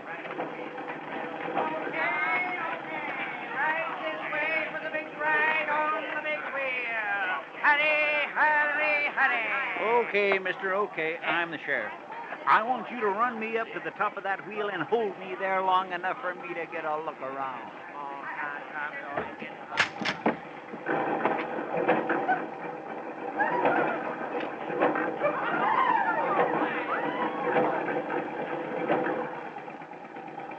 When the wheel came to a stop with Harry Blewett sitting in his little cage at the top, I pulled a low trick on the high sheriff.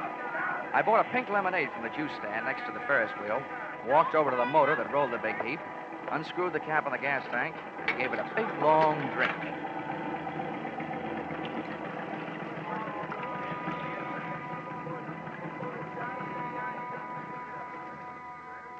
I hope it wasn't doing to people's stomachs what it did to that motor. You might well remember this harmless little deceit the next time you have occasion to get rid of a sheriff.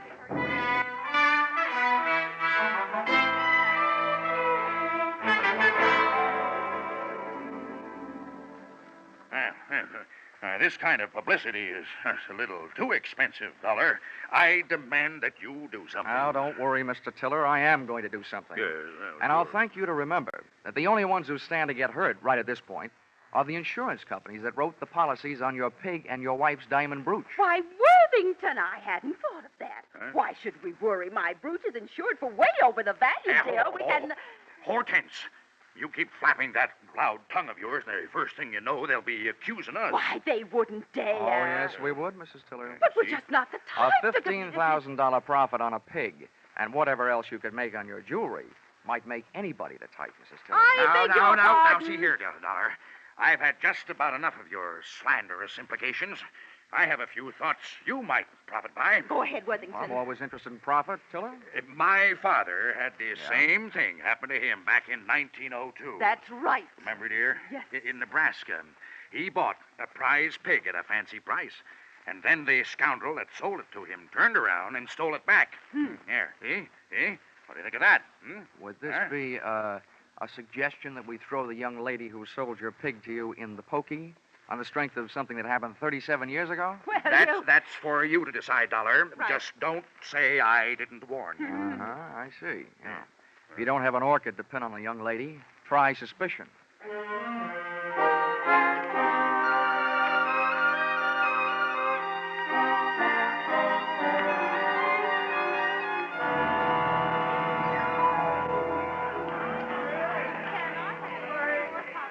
Most of the crowd packed in the grandstand watching the free attractions, I had a good chance to scout the fairground for Alva Anderson, from whom I wanted to learn a little bit more about the habits of not only pigs, but their ex-owners. Her trail led me past the home-baked cakes, hybrid corn, the watermelon pickle, tractor and harrow exhibits, and all the way back to where I'd first met her, Rollo's pen in the swine wing of the livestock building. But when I got there, Rollo's cupboard was bare. Alva was leaving for the rear door in the company of a small, tough-looking gent carrying a sack over his shoulder. Name of Little Rocky from Arkansas. I could hardly believe it, but they piled into a car and hauled off up the road. At the risk of adding one last insult to the most recent injury I'd inflicted upon Sheriff Blewett, I stole his car and went dusting up the highway in hot pursuit. There's nothing easier to follow than a red taillight on a clear night. And the bright Mazda Ruby tacked onto the rear of Little Rocky's car led me around the village of Carver and 11 miles out to the pastures to a shack hidden in a grove of elm trees 100 yards off the road. I parked the car and legged it in. From 25 feet away from the house, I could call the roll through an open window. They were all there. Little Rocky, the strong-arm man who would knock me off the running board, Alva Anderson, and last but not least, there was Rollo, all 980 pounds of him, and most important to me, still alive. Here you are, Milo, you stupid clown. Oh, stop. This is all the sweet potatoes that was left. First we go through them, and then we'll be ready for you, Alva. Oh, but I told you I don't have it. We'll see about that later. Hey, Milo, don't get the porker excited. I didn't do Here, put the sack on the table. Then when we look at him, we throw him out the window and away from him. Now, hurry up. All right. Well, it ain't in this one. Ain't in this one either. Nope. Ain't in this one. Shut up, just look. Well, I just... And from now on, from you, no thinking. Anybody dumb enough to stash a $30,000 hunk of jewelry and pig food ought to go see a head doctor. Oh. Come on. Through the open window, I was being bombarded by sweet potatoes and facts. While making a getaway after ripping the brooch from Mrs. Tiller's throat, Little Rocky's accomplice had suffered a sudden attack of panic and had hidden the brooch in one of Rollo's lunchtime yams. Whether that yam was inside the piggy or out, they and I were apparently just on the verge of learning. That does it, I guess. Ain't here. Then that means... That means your little friend here had a $30,000 snack today, which right now is giving me a great big bellyache. You know all about pigs. What do we do about it? Well, Rocky was yellow. He wouldn't rub him out. Look who's talking. Here, take my 38 if you're so tough. Yeah, I thought so. Now, shut up. Well, I ain't killing no piggy with him just standing there looking at me. If he'd only make a break for it, I'd mow him down. You. Now, look, baby, we'll kill him if we got her. We want that chunk of ice, and we want it fast. Milo, tease him into the corner with a sweet potato. We're throwing them all out the window. Oh, please, Mr. Rocky, You don't. shut up, too, and sit down. Close your eyes if you want to. Oh, please, Mr. Rocky. In the manner of Sheriff Blewett, I had an idea. Given to me, of course, by Rocky. Alva was sitting in the corner, Rollo was scratching his side by rubbing it against the opposite, and Rocky and Milo were standing shoulder to shoulder in the middle of the room, ready to advance on him. I groped around in the dark until I found one of the yams, and taking the sweet potato delicately in my hand, I tossed it through the window so that it would roll to a point just behind Rocky and his pal Milo. Oh, look out! He's charging! He's shooting balls! Oh, Daddy, help! Rollo took my bait and, getting to it, knocked his two would-be executioners in a heap on the floor. I took over from there, jumping to the window and applying a kitchen chair dutifully to the prescribed areas, reducing enemies to a state of unconscious surrender. They gave out, Alva gave up, and Rollo gave me a dirty look.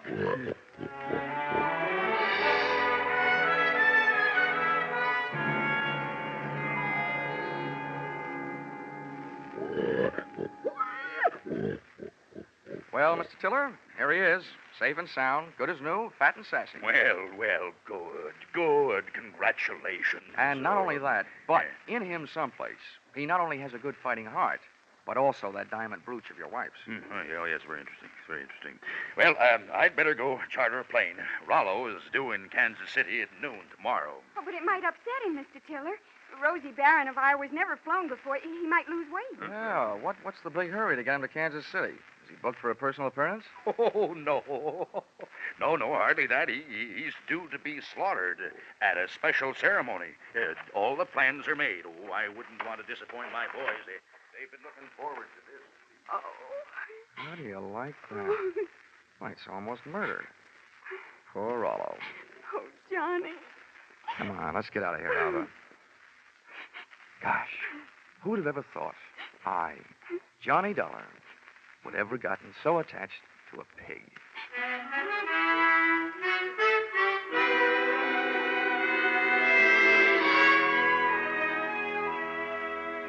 Expense account, item 4, $3.50. Dinner for Alva and me. A vegetable dinner, by the way. And speaking of that, reminds me, if you find a $30,000 brooch in a pork chop, it'll only mean that the Blue Ribbon Prime Packing Company didn't have much luck when they went looking for it. Expense account item 5, $20. One new gold-plated badge, which I sent to Sheriff Harry Blewett, appeasement, for having stranded him atop that Ferris wheel, for stealing his car, and for suggesting that he use a hungry pig for a bloodhound. Oh, the porker followed the mash scent, all right. Next morning, they found Sheriff Blewett searching an old mash factory 8 miles the wrong side of town. Item 6, $76.80. Bus and train fare, Carver, Iowa, back to Hartford, Connecticut. But I'm still wondering every morning at breakfast time, what else can you eat with eggs? Except ham or bacon or sausage. And maybe you don't think that's a problem, having known a certain champion named Rollo, Rosie Barron of Iowa. Expense account total, $1,463. Yours, truly, Johnny Dollar.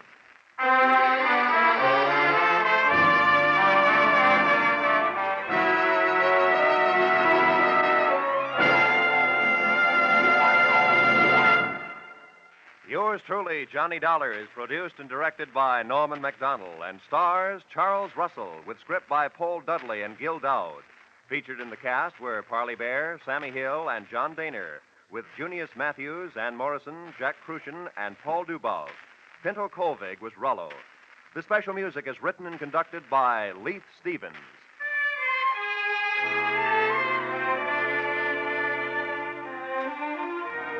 Be sure to be with us at the same time next week when another most unusual expense account is handed in by yours truly, Johnny Dollar.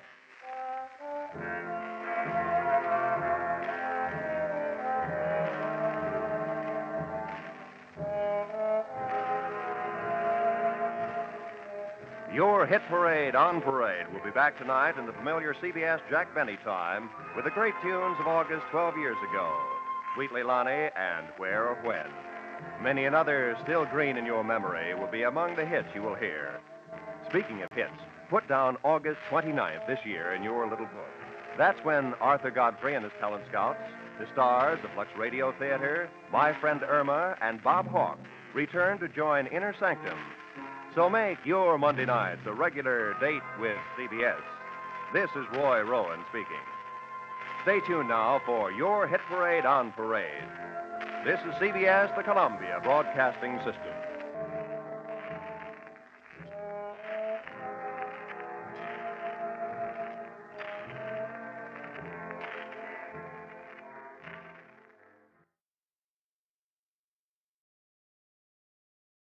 I always say if you take a trip halfway around the world, you've got to expect you'll get your ticket punched.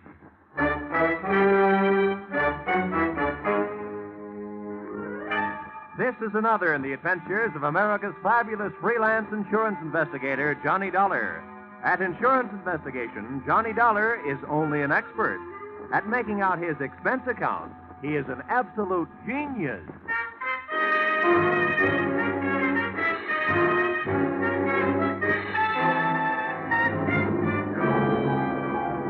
Expense account submitted by Special Investigator Johnny Dollar to the Constant Sun Trading Company, Cairo, Egypt. And may I say, this is an unexpected pleasure. The one thing I didn't expect to bump into during this case was somebody to pay the bill. It started out being my answer to a fire alarm rung 12,000 miles away by an old wartime friend. It wound up being a game of who gets killed first, with a bunch of guys who suddenly declared themselves a small peacetime war. The difference of opinion arose over a little hassle I might call the expiring nickels and the Egyptian jackpot. Expense account, item 1, $2,200. Air transportation from little old Connecticut to big old French Indochina, or specifically Hartford to Hafany. That's where I got off the plane to take a breather. But after smelling the air and getting hit in the face with a bucket full of lukewarm raindrops, I got right on another plane bound for my destination, where I'd been summoned by an urgent cable, Calcutta.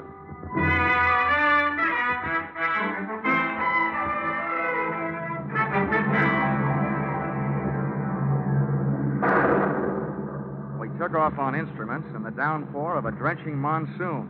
It was like climbing up a waterfall, blindfolded. We got chased up to 20,000 feet, clear up into the penthouse, by a batch of black-hearted thunderheads laced with lightning. And there we stayed, sucking oxygen for 9 dreary hours and waiting for the moment we'd get off our island in the sky.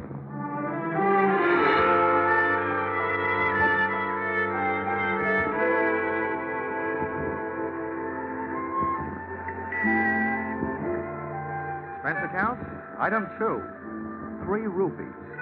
Transportation from airport to the address of old friend who had summoned me. A place you'd never expect to find trouble. In church. And what a church. 2 Quonset huts on Chowrangi Road. A couple of dozen wooden benches, a retired USO Hammond organ, and, most important, its pastor, a guy I'd met when I was calling the CBI Theater my home away from home, Chaplain Joe Blessing. Johnny, it's good to see you. Long time, Joe. Too long. Well, you haven't changed a bit since you were passing out those SL slips to unhappy GIs. So you did decide to stay out here after all. Yeah, I decided the East Indian brand of soul needed a little more saving than the kind I used to know back in Magnolia, Tennessee. Now, come on in the office, Johnny. It was good of you to come right over. You must be wondering why you did. Well, your cable did start a worry or two, Joe. You know, when an ex-soldier gets the trouble call from a chaplain, something's really wrong. What's up? Sit down. Johnny, tell me, how'd you like to do some work in my department? Wait a minute. I wouldn't know where to start. I'm asking you to save a man's soul and to save another man's life while you're doing it. Why me, Joe? Why did I ask you to come all the way from Hartford, Connecticut? Well, Johnny, the ways are devious. There wasn't time for me to do anything else. Huh? If I'd gone through the proper channels here, if I'd become involved with all the inevitable red tape, well, there just wasn't time. Johnny, there's a man in Cairo waiting to be executed at dawn day after tomorrow for a murder he didn't commit. And here in Calcutta is a man who not only witnessed that crime, but has in his possession the evidence that can save that man from swinging. Uh-huh. Who is this man on the flying rope end? Lionel Brooke Nichols. He's the president of a vast enterprise called the Constant Sun Trading Company. Now, Johnny, I wasn't ignoring the fact that you work for a living. I'm sure that if you're successful, you can name your own price. This is not a colloquialism, Johnny, but Mr. Brooke Nichols has nothing but money. I didn't realize that such big men got into such big trouble. Oh, he didn't get into it all by himself. Huh? Oh, no.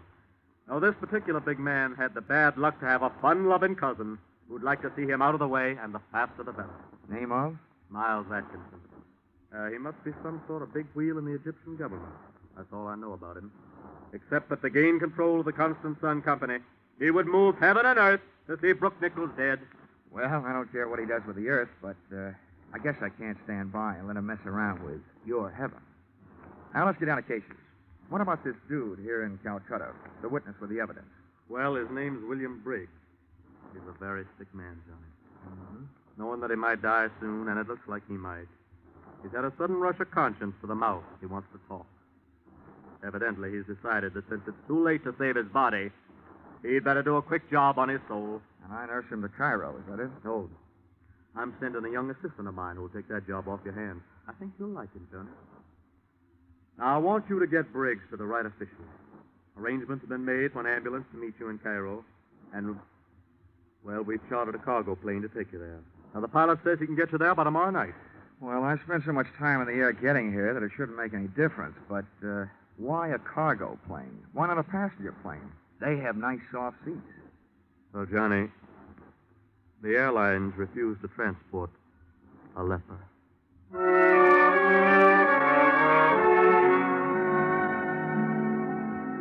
Heaven sure has some good salesmen on the road, and Chaplain Joe Blessings is one of the best. Before I knew it, a big Horizons Unlimited plane was lifting off the runway at Calcutta, and I was in it. Sitting on a suitcase, it looked like I'd never have time to unpack. The invalid Briggs was forward, being bedded down under the gentle hand of Chaplain Joe's assistant, Frankie. Well, that is done. And I give up me Saturday afternoon at Belmont Park for this. You're in luck, Frankie. Think of all the losers you missed betting on. Mr. Dollar, you have the philosophy of a man who has never enjoyed the exquisite thrill of losing his last $2 upon a horse who was retarding the improvement of the breed. Young man, you've never heard of the Bluegrass branch of the Dollar family? Kentucky, sir. Mr. Dollar, sir, if it were not for a certain horse from Kentucky named Breezy Boy, who ran a very poor eighth at Rockingham, I would not only be a Kentucky colonel, I would be a Kentucky general, passing the time of day with my esteemed co-general, 3-star Hennessy. Here. What's this? Whose briefcase? Briggs. He wants you should take care of it. And what's in it? What's in it should be in a holster. How do you know? Mr. Dollar, I got a sense of feel. Besides, I looked. It's a Luger. A Luger, huh? Yeah. Off that, I'd say we are now in possession of the evidence. The murder weapon, in person. Exhibit A. Oops. Still loaded.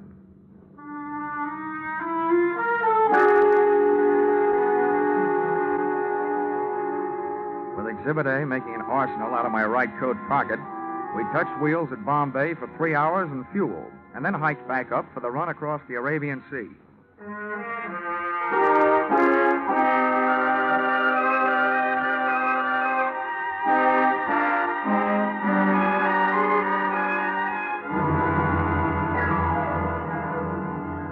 We made landfall high on the coast of Saudi Arabia, and the freight of the Cuff shoreline led us on to the Queen of Sheba's old hometown, Aden, where we sat down again for service, airplane and personal.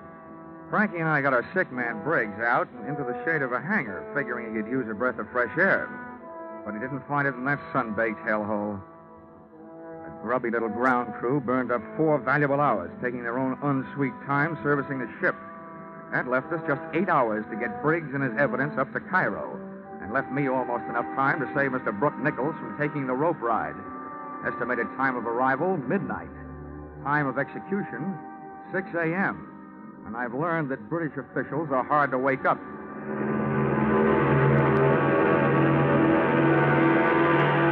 Pilots stood the ship straight on its tail and made a fighter takeoff getting out of there.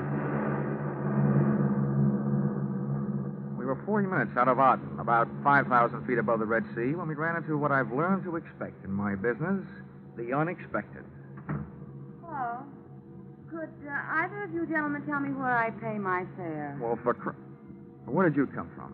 Hey, a walk-on like this I have not seen since Minsky. It's all right, gentlemen. You can pop your eyes back in. You've seen a woman before. Oh, I've never scooped one up out of the sky before. Could it be she's an angel? What are you doing here? I'm afraid I'm what you'd call a stowaway. How'd you get aboard? When the plane was empty, I locked myself in the powder room. I'm sorry I had to do it this way, but I have to get to Cairo immediately. The next airline flight doesn't go out till 11 tonight. I should write to the captain and have him turn around and dump you back. Please, don't. I'm perfectly willing to pay my way. Don't worry. We can't spare the time. Mr. Dollar, there are only certain things which make air travel a pleasure to certain people. With me, that is a stewardess, and I would be glad to brief her about her duties. You go check the patient, Frankie. I'll check Miss Stowaway. That's what comes from always being only an assistant. I noticed that poor man in the stretcher when you took him out. Who is he? Never mind. What's your name? Fate Fabian. What's so important you've got to get to Cairo this way? Sorry, Mr. Dollar, that's a secret. It's also a secret how you get into that tight little dress you're wearing. I'm glad you like it. A dress, yes. Secrets, no. When I find myself in an airplane with a stowaway, I smell trouble. That trouble you smell costs $85 an ounce. Now, listen, save your sharp talk for a cocktail lounge. Don't waste it here. You must think I'm kidding. This is serious. You're flying across international boundaries. Now, who are you? I told you. Fate Fabian. Here. Here is my passport, and here is money. How much? Okay. We'll call it a sort of bond to ensure your good behavior. $500. All that for good behavior? That's awfully high. So is this airplane. If you don't like it, jump.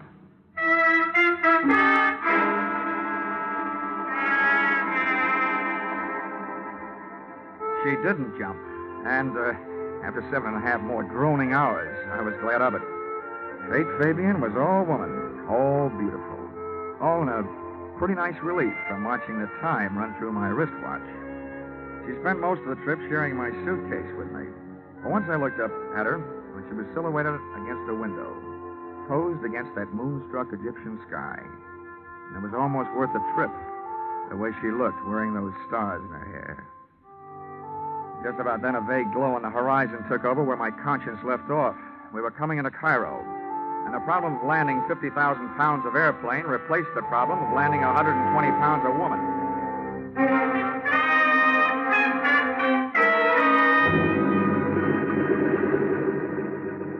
I've never learned how to hold back a sigh of relief when I hear those big tires take a hold on the runway.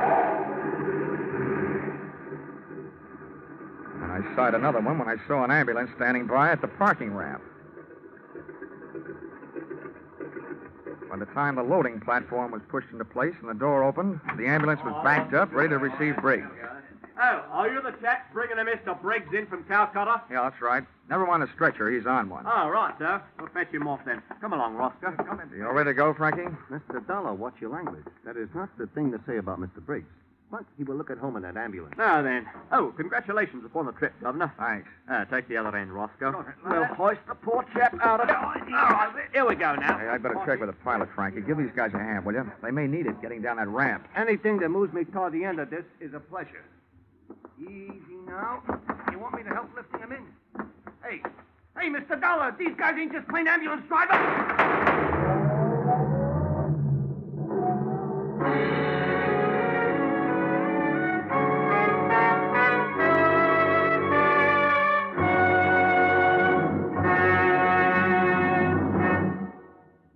In just a moment, we return to the second act of Johnny Dollar. But first, whatever you're planning to do over the Labor Day weekend, be sure to plan to listen over most of these same stations tonight to a wonderful new show on CBS.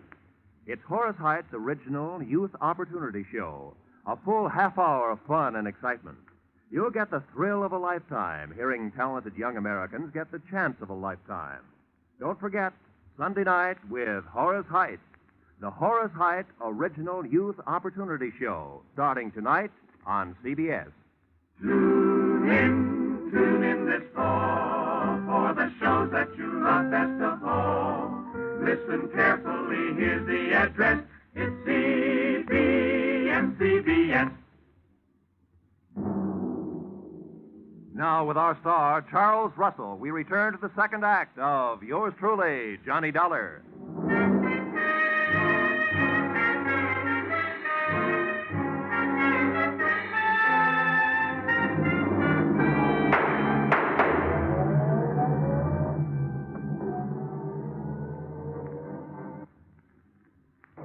I had made 4 steps toward the cockpit when I heard Frankie yell, and a half a step back toward the door when I heard the shots. By the time I got to the top of the ramp, the ambulance was about 20 yards away, and pitted against that distance were 2 overlapping thoughts. One, the way to stop, or at least slow it down, was to puncture the rear tires.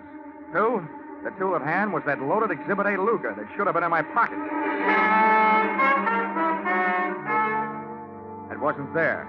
I looked around, didn't see it. But I thought I knew where to find it. Come on, open up, or I'll put this fire extinguisher through that door. And if your head isn't in the way, I'll get that neck. Wait a minute.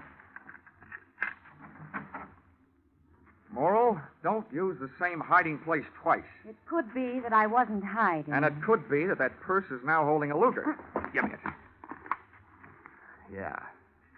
Now all I need is to hear you say you don't know how it got there. I don't know how it got there. That does it. Come on, you're coming with me. Come on, get going. Ouch! You don't have to do that. What I did have to do was dig up some transportation.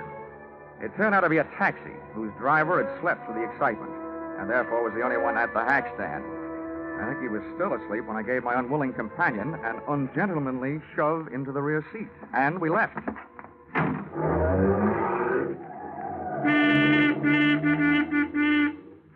Nobody in full control of their faculties could drive the way he did. He knew he had a horn, but somebody had forgotten to tell him about brakes. All I had to go on was the direction in which that ambulance had taken off, straight toward Cairo. So that's where we went, straight toward Cairo. Oh, hello. Come on, whatever your name is, sit up and start your story.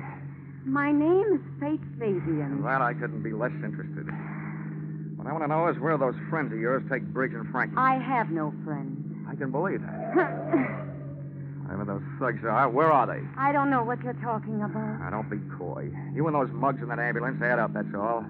Doesn't take any brains to figure out what you're all working for the same guy. What same guy? Miles Atkinson. The guy that's trying to keep witness Briggs and his evidence from saving Brooke Nichols from hanging about 5.5 hours from You're being stupid. Maybe so. All I know is somebody got away with a witness, and I find the evidence sharing your purse with your eyebrow I found pencil. it on the plane. Somebody must have dropped Oh, it. don't give me that. You can probably recite the serial number. Okay. You wanted the murder weapon? I'm going to be a real nice guy, just long enough to give it to you. And then I'm going to give you to the police. They have a nice little game they play with combinations like that.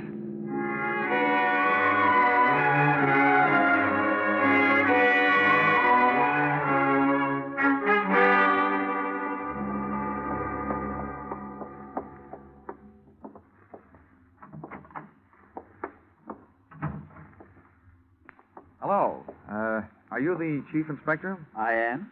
Now, this girl keeps telling me her name is Fate Fabian. How do you do, Inspector? I've looked forward to this. I'll bet. Well, my name is Johnny Dollar. I'm looking for somebody who knows the Brooke Nichols case. Well, you certainly came to the right place. I know about the Brooke Nichols case. Well, that's what I'm here about.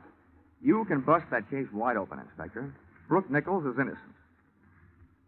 Now, here. This Luger is all the evidence we'll need. Thank you, Mr. Dollar. Oh, one thing you'll still have to help me find, though, is a man named Briggs. He was an eyewitness to the murder. I brought him all the way from Calcutta, and somebody put the snatch on him at the airport. Not only that, they grabbed the guy who was helping me. Oh, yes. Yes, that would be the obstreperous young gentleman you call Frankie. Oh, you know where he is? Oh, yes, indeed I do. Then he's all right. Yes. If you could call a man all right when he's just been arrested for the murder of Mr. Briggs.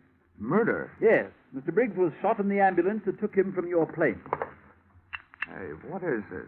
This is a very good time for both of you to remain perfectly still, Mr. Dollard. After you raise your hand, Miss Fabian, you needn't bother. There's hardly enough of that dress to conceal all of you, let alone the weapons. Thank you. Mr. Dollard, this is what a romanticist would call a poetic injustice. You see, this Luger, the evidence, as you call it, happens to belong to me. But that's the murder weapon. Who are you, anyway? Chief of Inspectors Miles Atkinson. Miles Atkinson? Oh, no. Oh, yes. I fly 5,000 miles from Calcutta to put you in the hands of the police. And you turn out to be the police. Yes. Bloody convenient, isn't it? Not for me, it isn't. Get steady, old boy. You know, this gun was probably the most fortunate purchase I ever made in my life. First, it killed a man who was in my way. Then, because it disappeared, it made it possible for me to establish false evidence, ostensibly proving that my esteemed cousin, Brooke Nichols, was guilty of the murder. And now, his death by hanging will place in my hands the controlling interest of the Constant Sun Trading Company. Quite a bargain. Thank you, Mr. Dollar. Not you, the gun. Which I shall now put to its final use. And after it is disposed of you two, I shall dispose of it. That was the prettiest confession I've ever heard. I'm surprised that a chief inspector and bargain hunter should sell himself out so cheaply. What do you mean by that? That the confession was complete, voluntarily made in front of witnesses, and that we are leaving with it, and that you are coming with us. Hey, Fate, baby, take it easy. No sense going on the make for a hot bullet. Mr. Dollar is right. I warn you, the one who moves first dies first. Very well. Fate. One step closer, Miss Fabian. I'm not afraid of you. All right, you asked for it. Now take it. What is this? No use, What no is this? bullet. No, you can't stop me now. Take You cover, won't. Spade. And lady stays so far, now it's boys' Look time. out, he's throwing the gun.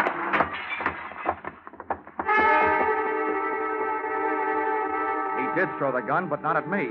At the single light fixture in the middle of the ceiling. And when that went out, so did Atkinson. Out through the door. And the case was on. He was no dope. He knew where the light switches were, and as he went racing past them, he switched them off. It was like night flying without the benefit of carrots in my diet. Chasing him down those long, empty, echoey corridors and up the stairs to the roof. At the door to the roof, I threw on our brakes by throwing an arm around Faith. She was soft, and it was dark, but I was scared. I figured Atkinson might have picked up a weapon on the way. And that turned out to be an underestimate. What he had picked up was a fire hose.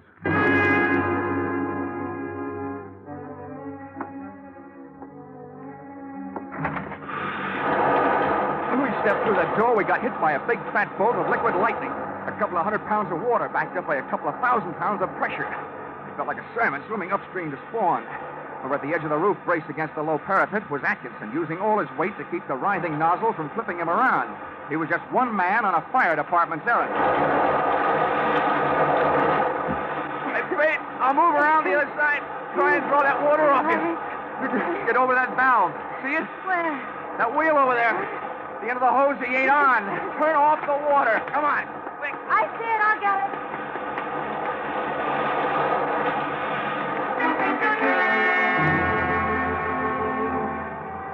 Instead of dropping away to a dribble, the hose suddenly snapped its muscle up to its hardest as a driving surge of water went through it.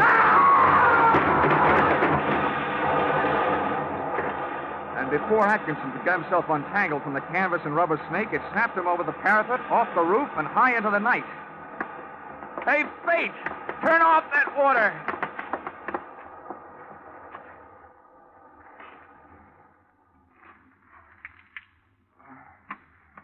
What happened? Oh. Poetic justice, baby. That fire hose threw Mr. Chief Inspector Atkinson off the roof. And he made a hole in one. Right through that gallows down there. The same gallows from which Brooke Nichols was supposed to hang in a few hours. That's horrible. Let's move away from here. Hey, wait a minute. That's not like you. After all, you're the gal who turned that water up instead of down. If you wanted it done right, why didn't you send a plumber? I won't ask you whether you meant it that way or not. As far as I'm concerned, it turned out just jolly this way. Oh, and while I'm at it, I'd like to thank you for taking such a brave chance with my life downstairs in the office. Oh, really, Mr. Dollar? I knew that gun wasn't loaded. I unloaded it myself back in the powder room in the airplane. Just before you accused me of trying to steal it, remember? The next time I take a shower, I promise to wash my mouth out with soap. But now I figure it's also about time you came clean. Really, now, who are you? I'm sorry, my name is still Fate Fabian. All right, you've made a sale. Your name is Fate Fabian. What's your interest in this case?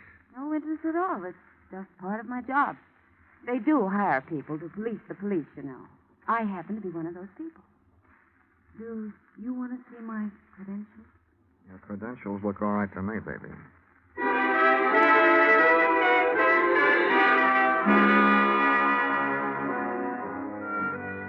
We got off the subject, off the roof, and into the problem of getting Brooke Nichols off the end of a rope. After going through those motions, and that gal made all the motions, including retrieving young Frankie from the pokey, I kissed Fate Fabian goodbye, just for luck. And receiving no interest on that investment, we headed back to the airfield.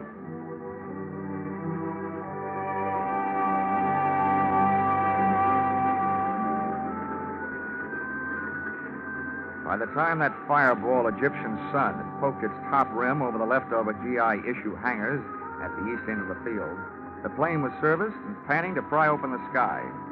Came the time to board ship, came a visitor. I tell boy, is Mr. Dollar about? Yeah, about right here. Oh, splendid, splendid. I'm Lionel Brooke Nichols. Congratulations. I suppose you know you saved my life. Yeah, with a lot of help, yeah. Well, I should like to make it up to you somehow. Is there anything I can do? Well, besides paying my expenses. Oh, naturally, naturally. Send your chit to the Constant Sun Trading Company. You'll be paid post-haste. But beyond that. Well, Could do something for the guy who got me out here. Back in Calcutta, I have an old army buddy named Chaplain Joe Blessings. He runs a church. Oh, splendid, splendid. Perhaps I could donate a stained glass window or anything you suggest. Did you say anything? Yes, anything. Okay. Well, look, Chaplain Joe Blessings doesn't need a stained glass window because he hasn't got any place to put it. What he does need is a new church, a real one with steeples and all that. Oh. All right, then. Very well. Done.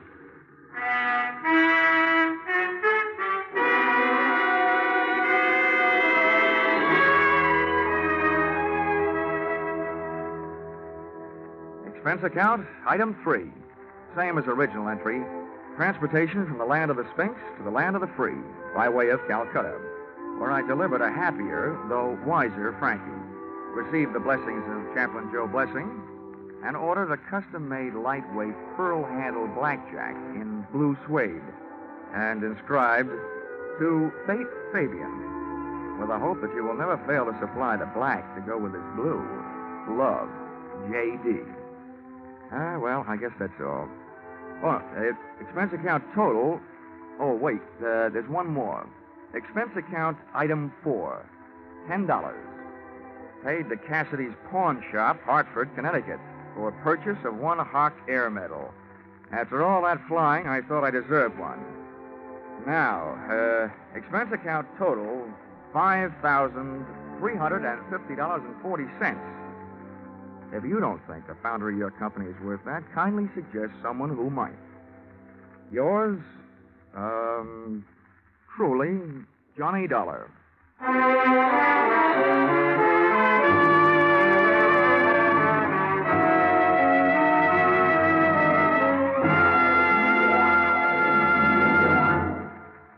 Yours truly, Johnny Dollar, was produced and directed by Gordon T. Hughes and stars Charles Russell, with script by Paul Dudley and Gil Doud. Featured in the cast were Georgia Ellis, Jack Edwards, Parley Bear, and Paul Dubov. The special music is written and conducted by Leith Stevens.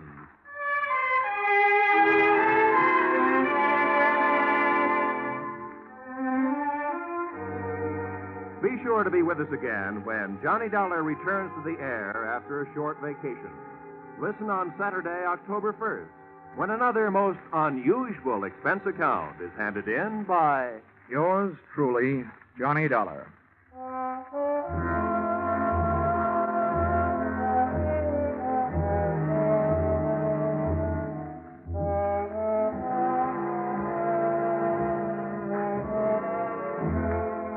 Next week at this time, on many of these same stations, Eve Arden will bring you the madcap adventures of America's favorite schoolmistress, our Miss Brooks. Miss Arden, who has been heard later on Sunday evening for more than a year, is moving to this new time, and CBS cordially invites you to hear her and her famous brand of comedy. To make sure, consult your local newspaper listings next Sunday for the new time, when you'll hear Eve Arden and our Miss Brooks. Now, stay tuned for Your Hit Parade on Parade, which follows immediately over these same CBS network stations. This is Roy Rowan speaking. This is CBS, the Columbia Broadcasting System.